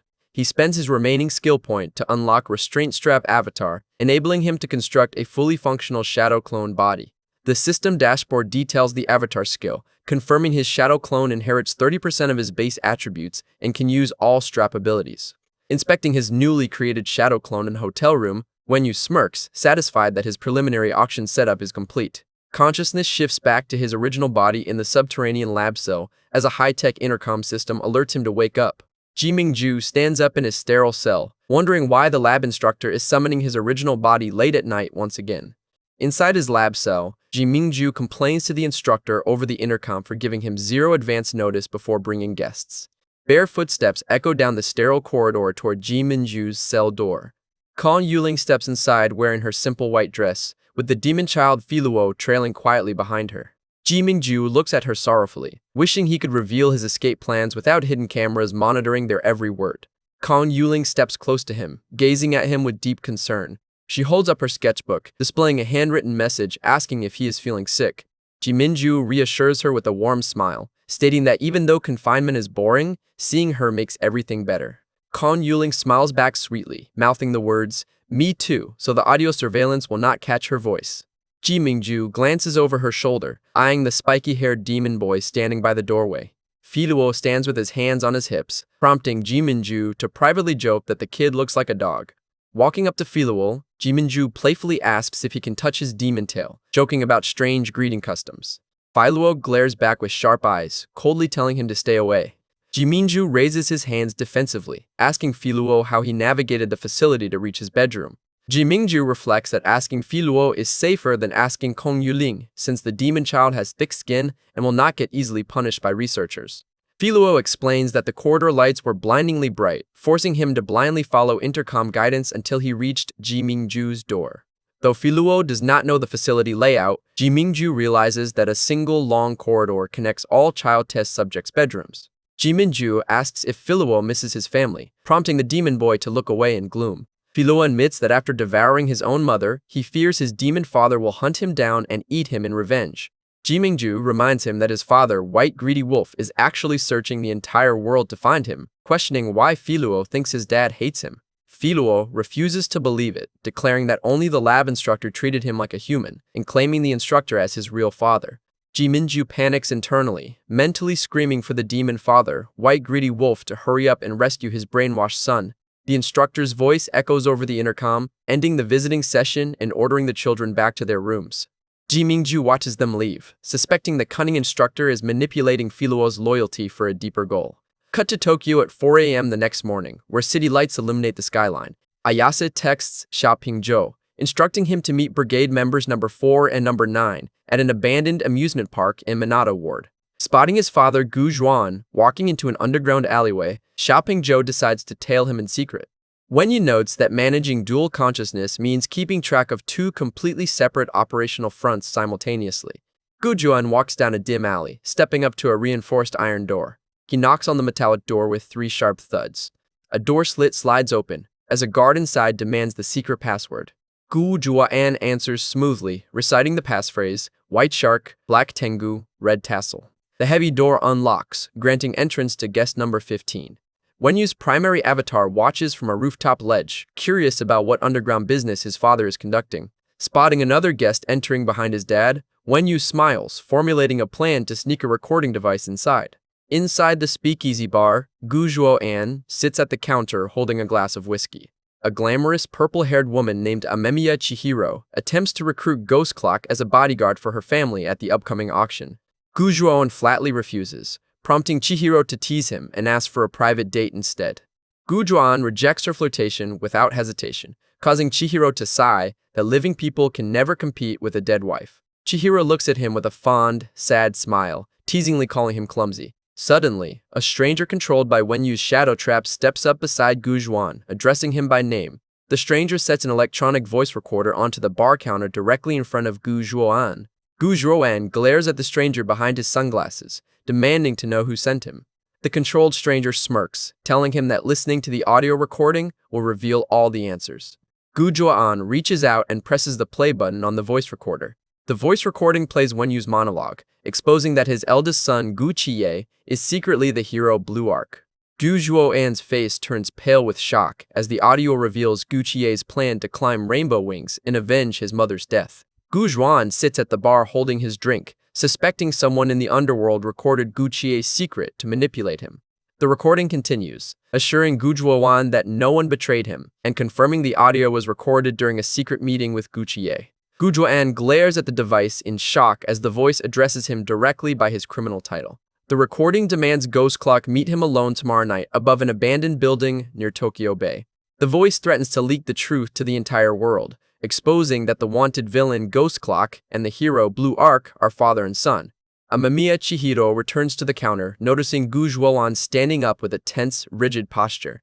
Chihiro asks what happened during the short moment she stepped away from the bar. Tears stream down Gu Zhuan's face as the crushing realization hits him. Gu Zhuan grits his teeth in sheer agony, realizing he was brutally fighting his own son this entire time. A flashback recalls his fierce battles against Blue Arc, realizing in horror that he severely injured his own son while trying to avenge his wife. Turning back to Chihiro, Gu Zhuan sternly warns her that a spy infiltrated her private speakeasy.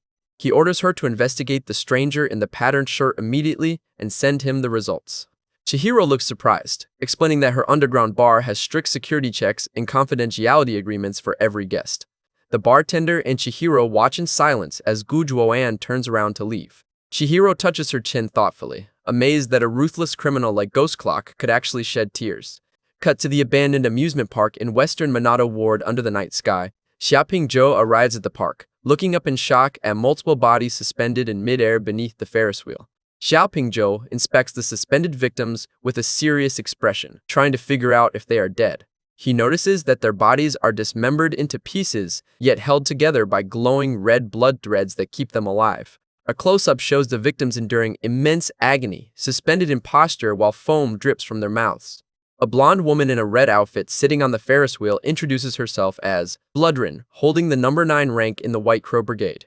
Xiaoping Zhou introduces himself as number 12 Xiaoping Zhou, asking what happened to the suspended victims. Bloodrin smiles cruelly, revealing that the victims are chief-level Esper bodyguards hired by the Amamiya family, whom she defeated for fun on her way over. Xiaoping Zhou analyzes her blood manipulation ability, realizing she sliced their bodies apart while forcing their blood to circulate so they will not die.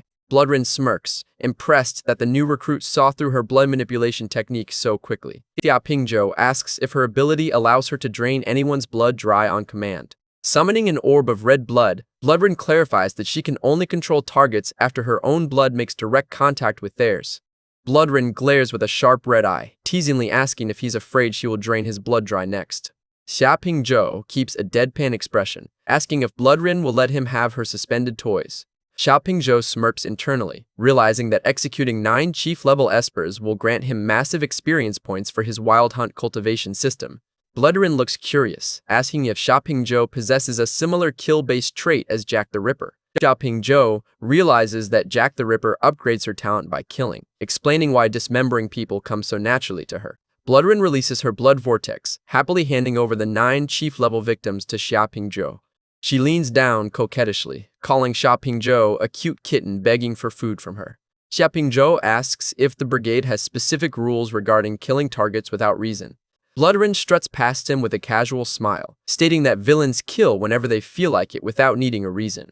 She looks back with a sharp, sinister smile, warning Xiaoping Zhou that if necessary, she will not hesitate to kill him too. Xiaoping Zhou stands calmly beside Bloodrin, advising her not to get too attached to her dismembered victims. Bloodrin looks at him with an amused smile, intrigued by the rookie's fearless attitude. Xiaoping Zhou summons his armored knight unit in a flash of dark aura, preparing to execute the suspended chief-level espers. He checks his system interface, confirming that taking these 9 kills will significantly boost his wild hunt cultivation progress. Bloodrin teases him, asking if he put the victims out of their misery early just out of pure mercy. Xiaoping Zhou dryly jokes that her scolding sounds like a little girl complaining about someone stealing her toys. Bloodrin laughs out loud, admitting it is the first time anyone treated her like a young girl before asking him to guess her age.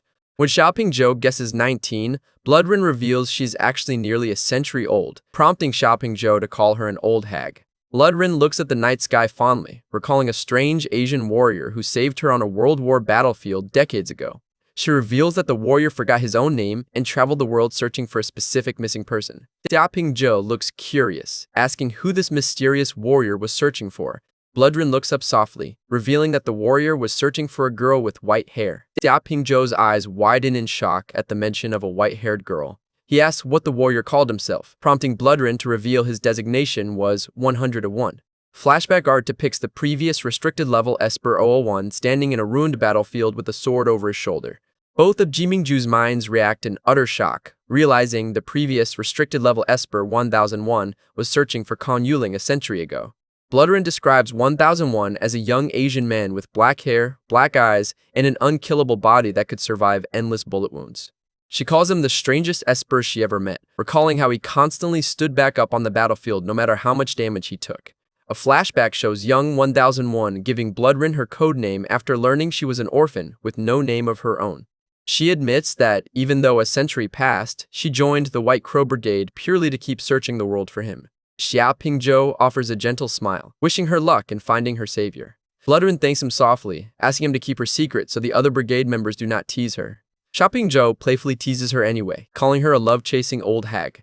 2 shadowy figures approach through the night mist as Bloodrin alerts Xiaoping Zhou to their arrival. Dark silhouettes step into view in the park, revealing new brigade members arriving. A masked ninja butler steps out from the shadows beside Ayase, eyeing the new recruit.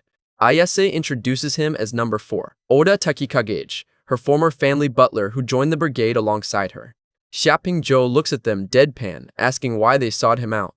Ayase warns him not to act alone, explaining that Anlunce's explosion at the speakeasy made Tokyo extremely dangerous for brigade members. She advises him to pick a brigade member to stick with for safety until he grows stronger. Xiaoping Zhou looks at Ayase, asking if he can just follow her instead. Ayase turns her head away reluctantly, telling him not to annoy her if he follows along. Bloodrin wraps her arm around Xiaoping Zhou, teasing him for getting taken in by the kimono loli right off the bat. Xia Pingzhou deadpans, remarking that the old hag and the kimono loli should just stick together instead. Both women glare right in his face with red eyes, screaming at him to shut up. Takikage makes a ninja hand seal, heading off to check for underworld informants, while Bloodrin leaves to find food. A summary roster displays all White Crow Brigade members met so far: on Luntz, Robert, White Greedy Wolf, Takikage, Jack the Ripper, Bloodrin, and Ayase. Ayase calls out to Pingzhou, telling him to stop daydreaming and follow her to a safe spot. Cut to Tokyo Bay Cafe at night, a quiet coffee shop illuminated by warm streetlights. Ayase leads Pingzhou inside, explaining that Takikage used to run this cafe before handing it over to a junior. Stepping inside the cafe, Pingzhou glances over at a booth seat and freezes in utter shock. Sitting in the corner booth stirring his coffee is none other than his best friend Li Qingping.